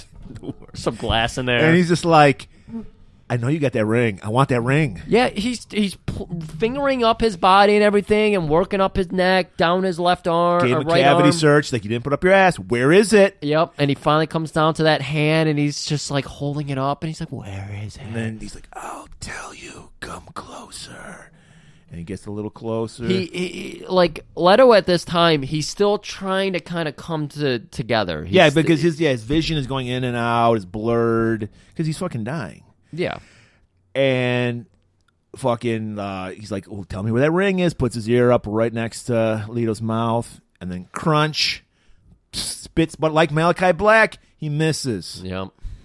But he hits Peter. Piter. Yeah. Piter takes a big face full of it, and he sells it like a champ. He's like, ah! Piter, well, those fluttering fucking eyebrows and everything, the insane. Oh my god! You think they would protect your eyes, the giant eyebrows? But no, it absorbed it. Yeah, exactly. It kept it right on his face, and it was just like this mist of awful. Right. And then fucking Leto's face starts burning away. He's fucked up too. Yeah, and then we get a nice cut back to Jessica and Paul, and Jessica's just like, your father's dead.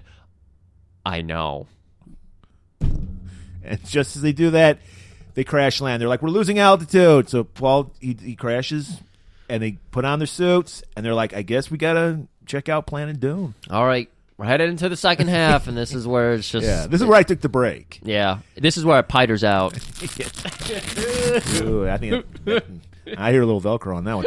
So, Paul, they're like, there's that big rock formation. We got to make it to that. That looks like something's going on there. There's nothing but sand and rock, so let's go to that rock. I mean, really? You're trapped between the sand and a hard place? No. Okay. And so Paul has one of his visions, spaces out again, and we learn that Spice controls the universe, and he learns like the plan, the Emperor was behind the plan, and they will call me Muad'Dib, and he's just getting all this, he's getting totally exposition dumped. Yeah. And like he had passed out, so he's like wakes up and starts telling Jessica all about his dream, all about how he's going to be Muad'Dib. Right, he explains like I've been having these dreams. Now I'm having waking dreams. It's creeping me out. Yeah, Mom. that's right. It was a waking dream. And then he's like, "You wanted me to take the spice. You knew it was going to change me. It was going to make me. It was going to make me amazing. Like I felt so good. Did you ever watch Pink Floyd or listen to Pink Floyd while watching Dark Side of the Moon? Or watching Wizard of Oz. Wizard of Oz, excuse me. It's amazing. And his mom's just like, oh my God, you're a first timer. Shut the fuck up. I'm into Hawkwind. I'm into that hard prog shit, son. And then he lays one on her to get back. He's like, you have my unborn sister in your womb. That's kind of a weird thing to say to your mom. But another reason why you don't want to see your mom get raped by Harkonnen. And of course, we get a nice little inner monologue for Peter here. Paul. Father, I will destroy the Emperor and the Baron. All right, so now they're traveling on land, and of course they know about their footprints. Yeah. They're like, we got to have erratic foot patterns or something. He said, walk like a white man without rhythm. Oh, okay, of course. Right. That's why there are no black people on Arrakis. Too much rhythm. They got eaten by the worms. And so, and yet Jason Momoa is there. Yeah. Well, he's Hawaiian, and so he had a thumper too. Dr. Yui made sure he covered all his bases. The thumper is a distraction for worms. Yes. So you put it in the ground, thumps, obviously perfect rhythm, perfect time.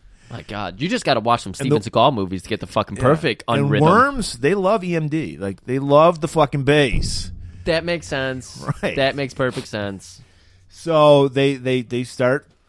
Just walking like normal white people, totally off rhythm. You know, I want to get into the urban myth around Detroit because, of course, we're the EDM capital of the world. And they say that's because there were tremor worms in Detroit. Yeah, we all know that. And the Nain Rouge took care of them. Yeah, and then we started using all the EDM to keep them at bay, and that's why we don't have EDM or worm attacks anymore. Yeah, there's so many. I remember that was rough. For a while there, it was rough. So they just, for some reason, the beat, like the worms heard this beat before, so it's not impressed. No, they're like waiting for the beat to drop, and it's not happening. Right. So they get upset. So like, fuck these guys, we're gonna get them. So they're running frantically for this rock formation. For some reason, well, I guess it's because Paul knows everything. So he's like, this is the perfect rock formation. Yeah. And they just barely, with the fucking skin of their teeth, they make it. Yeah, so it's like the worm kind of just goes right by them, and its mouth is all open, and he smells it. And he's like, the spice. Why do I smell so much of the spice? And then some sick beats start coming off in the fucking horizon. Oh yeah, you know that. They got. Do I have an EDM guy in my head? I don't know any. So. Skrillex. Okay. Hey. Okay. I'm pretty sure he's one. Yeah. Was it Daft Punk? Was that their thing, or was it something else? I don't know. No, I think I don't know what they would be considered. We're just young old. I think they're called electronic. Okay. I don't think they do full on EDM. It's all the same to me. So I'm old. So did you see the Kid Rock video yet? I've heard about it. I was like, I'm not going to watch that, dude. We're watching it tonight. We watched Donkey Donk like 85 times. That's what their thumper was playing. And the worm is like, that's a sick beat. So he just goes over there. And they're safe, but then the rock formation starts crumbling apart. Paul does this amazing fall. He should be dead, but he survives. Yeah. And of course, when the second thumper goes off, he's like, we're not alone. So they end up, in some cavern system and everything, and we're real close up on Jessica and Paul, and then suddenly Freeman arrive. Right. And they don't know if they're friend or foe, so they're kind of hostile at first. And we meet Stilgar, I think was his name. He's the leader of the Fremen. Yeah, this was Ed. Yeah. Big Ed. And he's like, I guess he doesn't. They're ready to kill these guys because I guess they don't know. He hasn't heard about Paul yet. Right. So this is again where we're going fast forward on this movie. Right. there's a skirmish. Jessica gets the upper hand on him and gets a knife to his throat. Yeah. So he's like, "Wow, this bitch is pretty badass." Right. Man. So maybe this is what I was remembering too. Like there being more friction with Jess, but I don't remember too well. And Jess is like, "Look, you guys save us. I'll teach you all my tricks. I'll teach you about the voice, the weirding voice. Yeah, your water will mingle with our water. That's because that's the most important thing. That's like the most like trustworthy thing you could say to a Fremen. I'll swap spits with you. Yeah, maybe the Freeman think that's a fuck thing though. Could be. I mean, who knows the last time we're gonna exchange fluids? I mean, it sounds sexual to me. And then Paul noticed out of the corner of his eye, Chani, the woman he's been thinking about for like this past 6 months, and he's like, "Oh my God, it's a woman from my dreams." Yeah. So we're moving again, very fast. Right. The Fremen are just like, "Fucking Paul, you're Usul. You're Usul now." Well, this is the thing. We saw the Fremen were like street people. They're like, so you get your street name, you got your government name, you have your street name. They had a put on. Where they took him into the alley and fought him to see. He got jumped in. Yeah, he got jumped in, a put on. Yeah. And then after he survived it, it's not like he won the fight, but it's like he still kept fighting. So they're like, "You got spunk to you, kid. We're gonna exchange fluids later." Right. So he's like, "Your government name's Paul Atreides, but for us, you're Usul." Yeah. And then Paul goes, "Fuck that. Not cool enough." Because Paul's always he's always wanted. He's like the guy who gives himself his own nickname. Well, yeah, he's been trying to rap underground. It was for Paulie years. Badass was originally it. But he's been rapping underground for years. So he's just like, no, this is my chance to get my name out there. This is the first big platform I've ever had. I'm a SoundCloud rapper now, y'all. He's basically Kanye because he wants to name himself God. Basically, yes. He's like. Muad'Dib is basically the Yeezy of Arrakis. Yeah, it's like he didn't understand what Muad'Dib meant, but then he dubbed himself that, and everyone's just like, "Motherfucker, you know what you just said?" It's like, yeah, I do. He's totally bluffing, but they're just like, "Oh shit, this kid's got balls." Like, yeah. And like Jess, you're gonna be Sayadina. Sardines? Sardinia. Of course. She loves sardines on her And sandwich. she's so it like, makes whatever. sense. I'm a grown woman. I don't care about fucking I don't need rap nicknames. names, so whatever. I'm So- not going to learn the handshakes either. They lead him underground, and we see that there's these caches of fucking water everywhere underground. Excuse me, did you recognize this set? I did not. Think Total Recall. Oh, okay. That's the Total Recall, and when they fucking go under the ancient alien technology. Yeah. Total Recall is not Mars. It's Ericus. It's Dune. I love how you did a Bruce Dickinson pronunciation of that. So, yeah, there's water everywhere. And they're like, hey, this is how we survive, man. And they're everywhere. They're all over the world. Yeah, and only, of course, the select few, the inner circle of the Fremen know where any of them are at. And we have enough of this water. We're going to change the face of Arrakis. Just like Total Recall. Because he's like, Paul, there's millions of us under here, baby. This isn't. They're adjusted for inflation even more. Yeah, that hot track is gonna. You're gonna have so many fans soon. They're gonna love your goddamn EDM singles. So, cut to the Baron. Baron's back on his planet. He's got apparently Dr. Pimple Popper told him steam is good to clear your skin up. So Of course, yes. So he's steaming himself. Yes. Enjoying himself. Rabin shows up. They got the fucking roast beef. Literally, it's just a rotting cow. It's hung up. There's a midget carving it. They even put like a thing over its eyes so it couldn't see.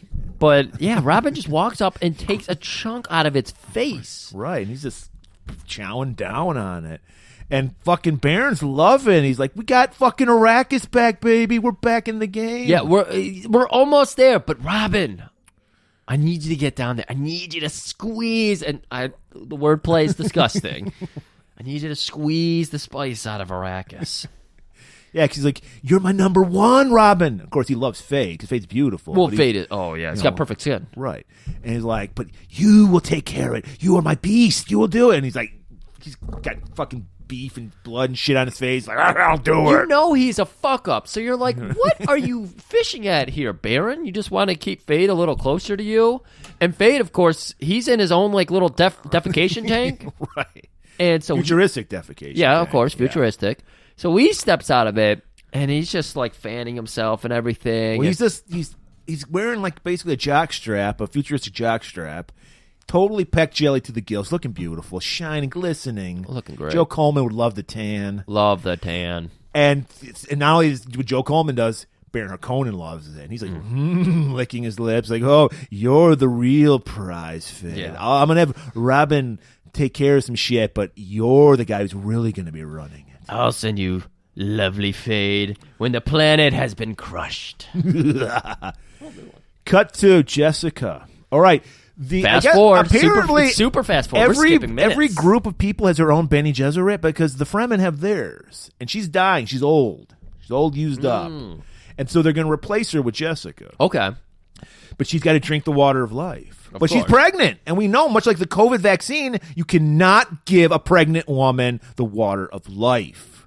But they're going to go for it. They're like, hey, what do we got to lose? Well, she doesn't speak up about the fact that she's pregnant. She keeps that Right. hidden. So, Right. you know.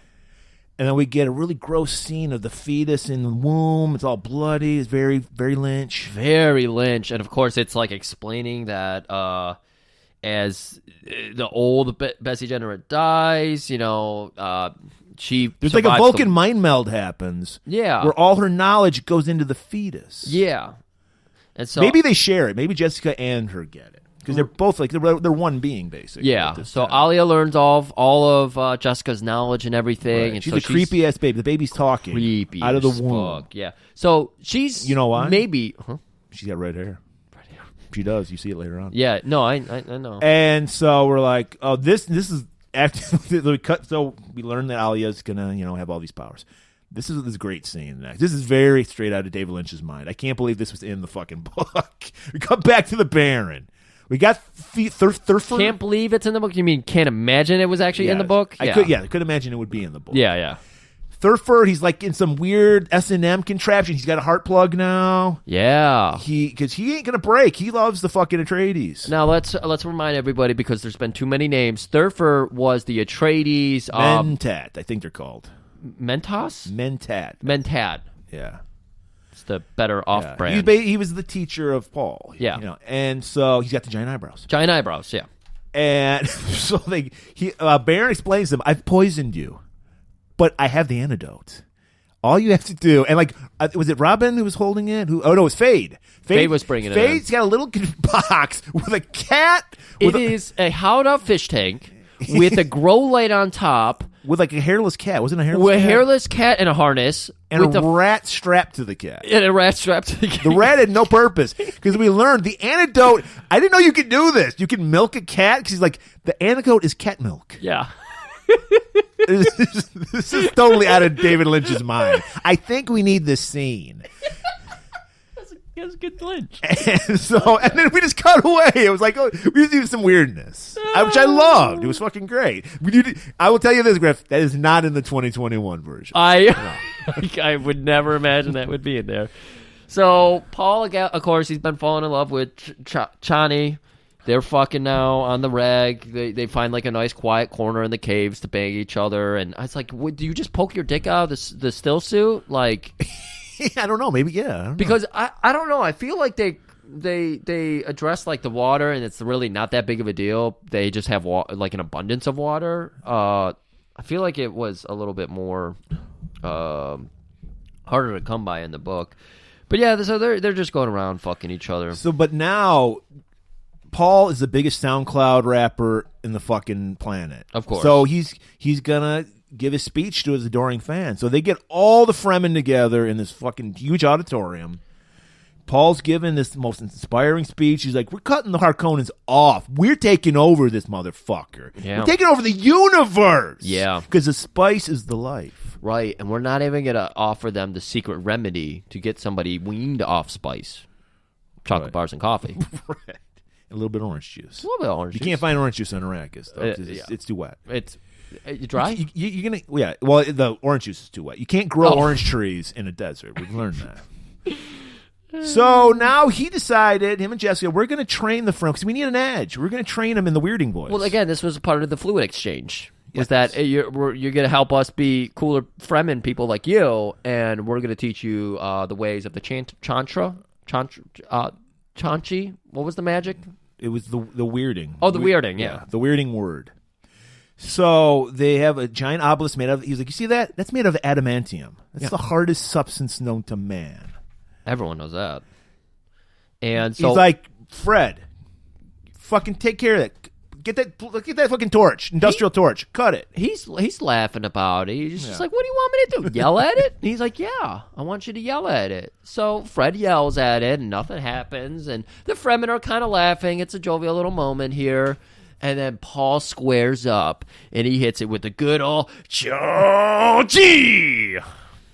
I actually think because he's the Muad'Dib, he actually said Fonzie, because Fonzie's cooler than Chachi. Oh. We learned that, yeah, because the weirding word, it's basically like a mantra. Everyone has their own word, but they're all Happy Days characters for some reason. Lynch being Lynch again. Yeah. It's just that. Well, is he from Milwaukee? Maybe that's it. I don't think he was from that far up north. I feel like he was in the Dust Bowl kind of area. Anyway, he loved Happy Days. Who doesn't? Well, yeah, yeah. I mean, you got to listen to our Christmas episode on Tippy Tap on Happy Days last year. Oh, yeah, that was a great episode. It was a great episode. We might do another Christmas episode, right? Tippy Tap? Yeah, we're working on it. Well, think about all of his movies that take place in like a 50s type era. Yeah. He's just obsessed with that era, and it's because of Happy Days. Yeah. It's big part of it. It all makes sense. So, yeah, he goes, Fonzie! And then blows this fucking thing into a million pieces. And they're like, fucking Stilgar, Muad'Dib! That was pretty sweet. So now we're training. The Fremen are working. He's got his own elite squad. They put, was it supposed to be blood that they put on their uniforms? Because he had this red shit. Yeah, I didn't notice that.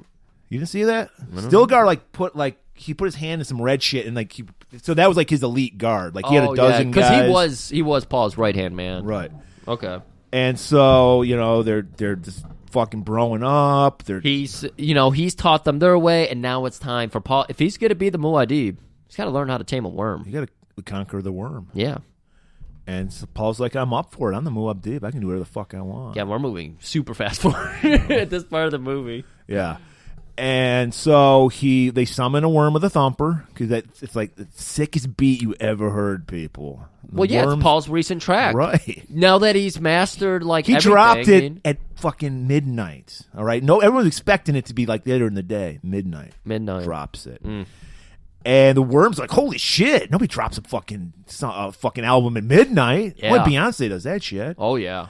And they're drawn to it. And then Paul.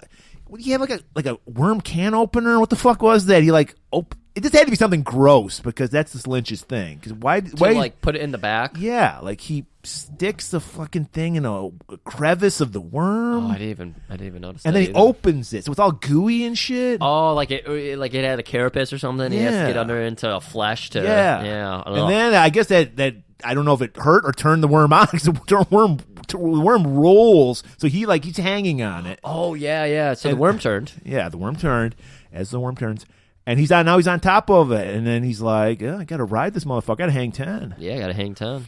Pulls out his little jump rope. That is what it looks like. He does throw his hand back too. Yeah, he does. Well, they're playing Dick Dale in the background too. It's a little on the note. So he's got like little grappling hooks on his jump rope. He puts them in. There's 2 holes. I guess they're the ear holes. It's got to be ear holes. They're hearing the beats. So I thought they just felt it in the ground. I don't know. You know, like a snake. I don't know. I don't know what these holes are for, Griff. I don't know. I'm trying to assume it's something. Ear holes. Okay. I think they just feel it in the ground. Well, what are these holes for? Are they blowholes? Are they whales? Sure. Okay. Anyway, he's controlling me. He's like controlling it, and fucking everyone's like, "Hey man, he's controlling this worm." They jump on. They're having it's like a fucking conga line, fucking Fremen. So now we're doing some time jumping, I believe, at this point. Because suddenly, like, we're... Yeah, there's like 2 years of this war where they're like sabotaging harvesters. Yes. Yeah. Robin's fucking pissing himself because, he's like, he thought he could get everything under control. And he's like, holy shit, my uncle's going to beat my ass. He's crushing people's... Raven. Yeah. He's crushing people's heads because they're pissing him off. We learn Aaliyah is grown to like be a 10-year-old in 2 years. Yes. She's growing very fast. And she's getting creepier as the days go by. Oh my God, is she ever? Paul and Chani, they're very much in love. I think they have a couple kids. I think in the book they do, but they don't in the movie. They had some kids at one point in the movie. Okay. And they were also like 5 and 6. So something about Arrakis. They clearly said 2 years, so I don't know. No, it's obvious. You can tell the growth by Pat's hair. Right. Patrick Stewart. Right. Because he just stumbles on Gurney. Like, it was like, hey, Gurney, is that you? Gurney was fighting on behalf of the Emperor. Oh, okay. And I don't understand why he'd be fighting on behalf of the Emperor. It was kind of like he lost his family, needed a job. Right. So. And he probably, He probably had a plan. Like, I'm going to get close to the Arconans, and I'm going to kill them. And, of course, this is like one of those things where the Spice runs everything in the universe, so he probably feels like he can justify it to himself, like, we need the Spice to be running. These Fremen are just crazy people. So he doesn't see himself siding with, like, evil Harkonnens. He sees himself working for the best for the whole Empire and everything. Very pragmatic. So all these wars are happening. We got everybody, 2 opposing forces. 2 years have passed, and then they're on the front lines. Big storm clouds, so they're like right up on each other. They're using guns again. They're not using the shields anymore because I guess the Freemen don't have it, so they can use lasers. Yeah. And it just so happens that Gurney isn't wearing, the usual suit that they wear, because they usually wear like the hazmat suit. I thought he was wearing a still suit.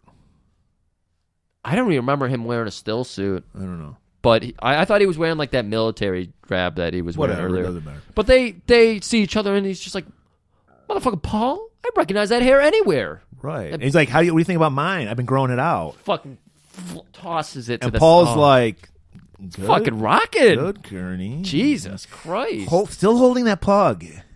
They're inseparable. He had like a special harness, like kind of like Chuck Norris's gun holsters from our favorite with Rostov. Amazing USA? Yeah, he had 2 holsters on his side for pugs. And fucking Gurney's like, he's like, what are you doing here, Gurney? Well, I'm fucking on your side now, motherfucker. They fucking do the handshake that Seagal did with his fucking cellmate. Yeah, he's like, I've been noticing that there's this weird beat in the sand, and he's like, that's my new track. You did that? I love that song, and I hate EDM. All right. Cut to the Emperor. He's getting reamed by the navigators, intermediaries. Yeah, the navigator doesn't just show up. It's just the trash lodge, security and they're like, people. Get this spice shit under control, or you're gonna fucking die, motherfucker. And the Emperor's a sweat, and he's like, oh, okay.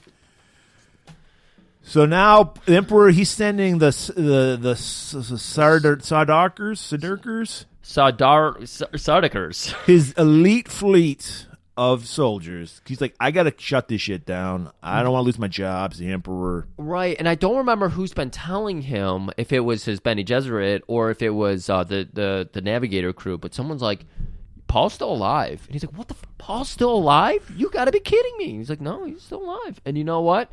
Things are about to get worse because he's gonna drink the water of life. And everybody's like, excuse me?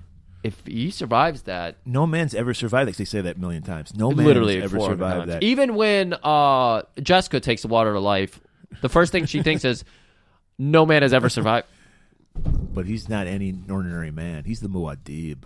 Yep. He's the Quiznos, Dukes of Hazzard. And so just like a little reverb effect of, the Bene Gesserit Herald or whatever her name was, just saying like, no man has ever survived. We cut to Paul, who wakes up, cold sweat, and he's just like, fuck, I gotta take a water of life. Right, now. And Chani's covering herself up. She's like, what are you talking about? We can't do it. No, babe, I gotta do it. Take me to the desert, tie me up, hold me to the ground, and feed me the water. Just let me lay there.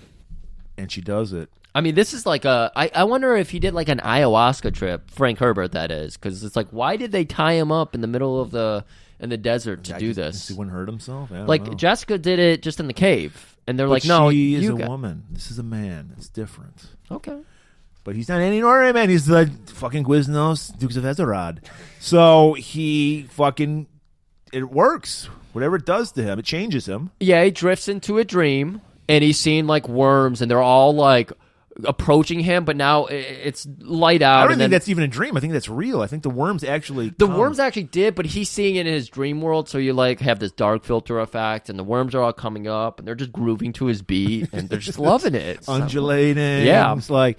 But every woman who's a Bene Gesserit starts bleeding from their eyes. Yes. Even Alia, the little girl. Yes. And she goes up to her mom, and they're just bleeding all over the place. Look like poor old Stewart after he got punched in the face by LeBron and the other day. Isaiah Stewart or whatever his name is. Yeah, they're wearing the crimson mask. Yes. And they're like holding each other, and they're just like, Paul drank the water. They're like, I know. Why do you think we don't know? We're Bene Gesserits. We both know this shit. Then Paul's released. He gets up. And Paul even had a little. He bled one little blood drop. Yeah, tear. And he's like, I have the sickest beats in the universe, and the fucking worms are all around. They're beating, they're nodding their heads. do. And the spice, I control all, and we're gonna fucking tell the Emperor what's what. I don't remember thinking this reading the book. It's like, wow, you have a real superiority complex going on here. Well, they said, of course, I'm going by IMDb again, that it was. Frank Herbert was writing about the dangers of someone like thinking he's the chosen one. Okay, so it wasn't because I my mom read the original trilogy. She never read the other ones. Apparently, in the third one, he becomes a worm. I have no idea. So I think he does become kind of like a dictator. Like he gets corrupted by all this shit. I definitely want to continue the books if that's kind of where it's going. Because I thought Alia was more of the focus. No idea. But so Paul's telling his people, Emperor is going to come to us, motherfucker. He needs this spice, and we're going to show him what's what.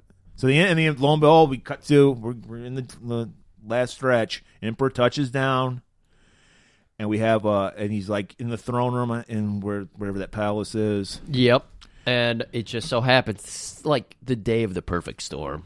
Perfect. He just put out his new track, Dune Storm. Which is just, oh my God. Blowing up. Oh, it's just going nuts. And it's so powerful, it creates this horrible sandstorm and everything. Right. And it's fucking with the shields, I think, isn't it?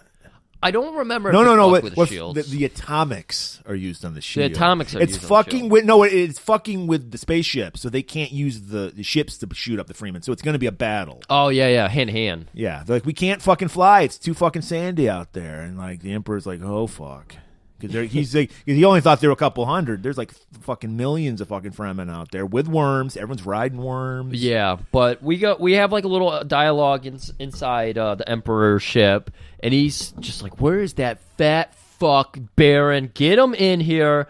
And he starts reprimanding him. And like as soon as the Baron floats in, he sees that he's got a Robert the Beast face head just sitting there. He's like, what did you do to my beautiful boy, my nephew? He's like, well, you failed. He's like, I didn't fail. Everybody else failed. I did a pretty okay job. I didn't ask you to help me. He's like, your failure demanded my intervening. And while he's getting reamed out, a creepy little girl walks in. And I do like how this worked out because they're just like doing a double take. They're like, what the what's this fucking little girl? And Helen, she immediately notices and she curls her upper lip and hisses at her with those fucking grill. jaws. Yeah.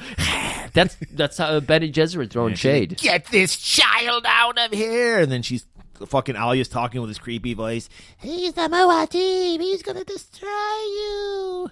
Yeah, because she tries to throw some of her like mind lasers at Alia, and Alia's just like, bitch, do you know who I rock with? I roll with Paul. Paul Muad'Dib. You Muad'Dib. heard his tracks? They're sick. They're so sick. And she was just like, fuck, I love that track. Got Paul Muad'Dib tattooed on my side. And she's like, well, you're Sanskrit. lucky because he's doing a concert tonight, right fucking now. He's right out the door, bitches. Tell everybody here who I am. Say my name. And she utters it out for everybody. This is Alia Atreides, Paul's unborn sister, who's born now. The unborn sister. Emperor's like, holy shit, we gotta get out of here. Then he runs to like some kind of contraption. It's like, this is funny if this is true. The guy who you probably know this, on Sanford's Son, one of Fred Sanford's friends, Bubba, he's in this movie as one of like the fucking guys on this contraption. Oh, that's right, because it was like one of those motorcycle arcade games where it's like it had that bike seat. They all sat on it, and then they had a periscope they looked into, and they showed you what the periscope was showing, right. And it's just yellow vertical or horizontal lasers, and they're looking at that and they're shooting out, and we just got like a bunch of bullshit happening now. Yeah, the lasers have no effect on the worms. They're just shrugging it off. Yeah, and then we get cuts of like the battle happening. Paul's riding a worm. They're all using their fucking weird boxes to shoot people.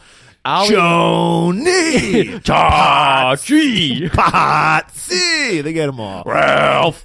Mouth! Mr. and Mrs. C! They get it all. Joni Pescadero! Pinky Tuscadero. All right, and then it mixed in with all the combat happening outside. Aaliyah is still just sitting in the Baron, the Emperor's like throne room, right? And the Baron's still there with her. And so the Baron's like, wait till my brother gets in here, and the Baron's like, well, I'm not gonna wait that long. I'm gonna creep you out. I'm gonna like bleed on you. I think I can kill a child. I'm gonna spew some balsamic vinaigrette in your face or something. And she's like, the fuck you are? Yeah. So she's like, come here. I gotta tell you something. And her voice is so powerful. We know that she's conquering Benny Gesserit's, and so he's just slowly comes in, dumbfounded, and gets the needle. She scratches him with the Kareem Abdul-Jabbar. Yep. And then she pulls. I guess there's some confusion. This isn't a heart plug. I guess these plugs were what helped him fly. Yeah, they're nipple plugs. Yeah. So he pulls out the nipple rings. She does. And he starts spinning around, and then like a worm or something like breaks. By the way, they refer to it as the atomics. I'm guessing that's atomic bombs. Blow the shield down, so now they can get into the throne room. Yep. He flies out, goes into a worm. I want to thank David Lynch for not going the cheap route and having the worm belch, because I could totally see somebody doing that. The worm just eats him. He's worm. That'll be the true test of modern Dune, is if somebody gets eaten by a worm and it goes. Maybe that's what the holes on its back are. We forgot to point out that it's revealed that the spice is worm shit.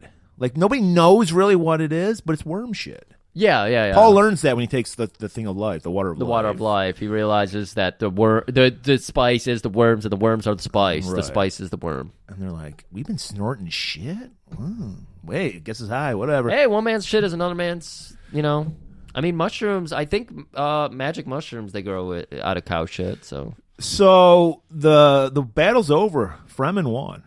So now it's Paul's going to get his spoils. He's going to bitch slap the Emperor. Walks in the room. He's got Chani at his side. Yeah, they're like in his Arrakis palace. Yeah. It's this beautiful place. The Emperor's escorted in there. He's got all the Freemen just surrounding him. They're just like clapping one of his beats out, like, you know, a cappella. And he's like, you don't know my beats. Don't even try sucking up to me. Don't even. But he's got like a fucking full-length mink on and shit. He's just he's got his dad's signet ring. He's he's going full Ric Flair. Right. Yeah. If he just went full blonde, you know, Goes up to the Emperor, slaps him on the face. Hey, baby boy, what's going on? I see you have a Harkonnen in your crew. Why don't you go ahead and let him step forward? I'm gonna knife fight this fucker. And the Emperor's like, yeah, and I get to be free and take over Arrakis if you lose. And of course, Paul's just like... Well, before that happens, Helen tries to fucking control Paul. Yeah. And he just shuts her down. He's like, bitch. He throws her back with his voice. Right. Yeah, he's like, feel that bass, bitch? Did you not hear word? I'm not only the hottest SoundCloud rapper, EDM artist, but I also am the Quiznos...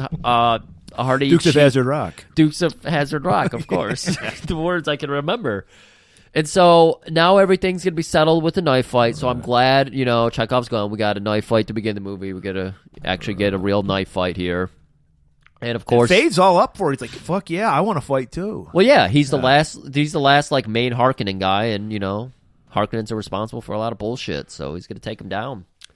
So we get a knife fight. They don't use shields. They're slapping at each other. At one point, clunk, clunk, clunk. Thud, thud. At one point, Sting like gets some kind of in a bear hug, and then a blade shoots out of his hip. Yeah. And you go into inner monologue, and everything in this movie, legit in Dune, poison. It's always everything is poisoned. Right. And so, he of course sees that blade, and I was like, "Where is this blade?" Because they just do a zoom in on like a hip. We don't know if it's the one hip he hip tosses him over. I guess it's not because he would have got stabbed by. But he's like, "I will bend like a reed in the wind, be like water." Yeah, life. There we go. Hip tosses him, stabs him. Pretty Stabs cool. him in the throat. Yeah, through the throat, and you can see like the blade coming in through his mouth. And then insult to injury, he goes, Fonzie! And then it's like his chest just explodes, and the ground underneath Fade like cracks and shit. That was nuts. Yeah. And he didn't have the fucking weirding modulator anymore. He can do that now. Exactly. So Paul, with his beautiful pimp robe and everything, he makes the Emperor kiss his ring. Right. And he's just like fucking in on it, Murray. Look at this last line. I am God now. He's full Kanye. Yeah. And one cannot go against the word of God. And we cut outside. It rains. He makes it rain. He makes it rain. He actually has a stack of fucking hundreds, and he's just going in the Emperor's face. And it also literally rains outside. Woo! The best adaptation of Dune. Based on the best adaptation of Dune. Yes. It's just, like, obviously the second half there, it's very weak, because there's just not as much he can get creative with. Yeah. It had to be mostly special effects. Like, if he could have figured out a way to keep it all more condensed and indoors, it probably could have been cooler. And maybe if he had more money, because they were like, no, we're not giving you more money. Yeah. Which I guess worked out, because it bombed. And yeah. Yeah. It, almost killed his career. But then he made fucking Blue Velvet, one of my favorite David Lynch movies. So it all worked out. He just isn't a guy, like, of course, once I start to watch David Lynch, to think, like, he did this weird sci-fi movie. It's like, he even says it in one of his interviews, like, I never read sci-fi. I don't really know why. Well, I mean, I think probably most of the listeners know this, but George Lucas offered Return of the Jedi to him. Oh, that's right. And he was like, I think that's your thing, George. I'm going to do... And then he did Dune instead. So, yeah, Dune, like you said, the best adaptation, ours. shorter than the movie itself. Barely. We did it, and we helped explain the sandwich metaphors that are happening here. Yeah, you heard it here first, people. Yeah. So when Dune 2022 comes out, or whenever the next one's coming out, there's a tie-in with Quiznos. Is Quiznos even around anymore? Yeah, there's the Quiznos I don't down the see 'em. street from the last place we went to for Back to the Past. Oh, okay, because they don't advertise anymore. I never see any. Well, yeah, they don't have money to advertise. They lost out to Subway, the Harkonnens. Evil always wins in the Every end. time someone goes to Subway or drives by a Subway now, they're going to think Harkonnens. Yes. And it's because of And us. balsamic. Well, we know what you're going to think of next week, Griff. I'm excited. I'm very excited for this movie. This is a brand new old movie. Yeah. And Anybody in the circles is probably aware of it you because should it's be aware making the of it. rounds. If you're not, you will be next week. I'm not going to... I will explain the backstory of this movie next week because we need to cut this short, but it's New York Ninja. So we'll see you next week. Spice is the life. Keep it warm. Spice.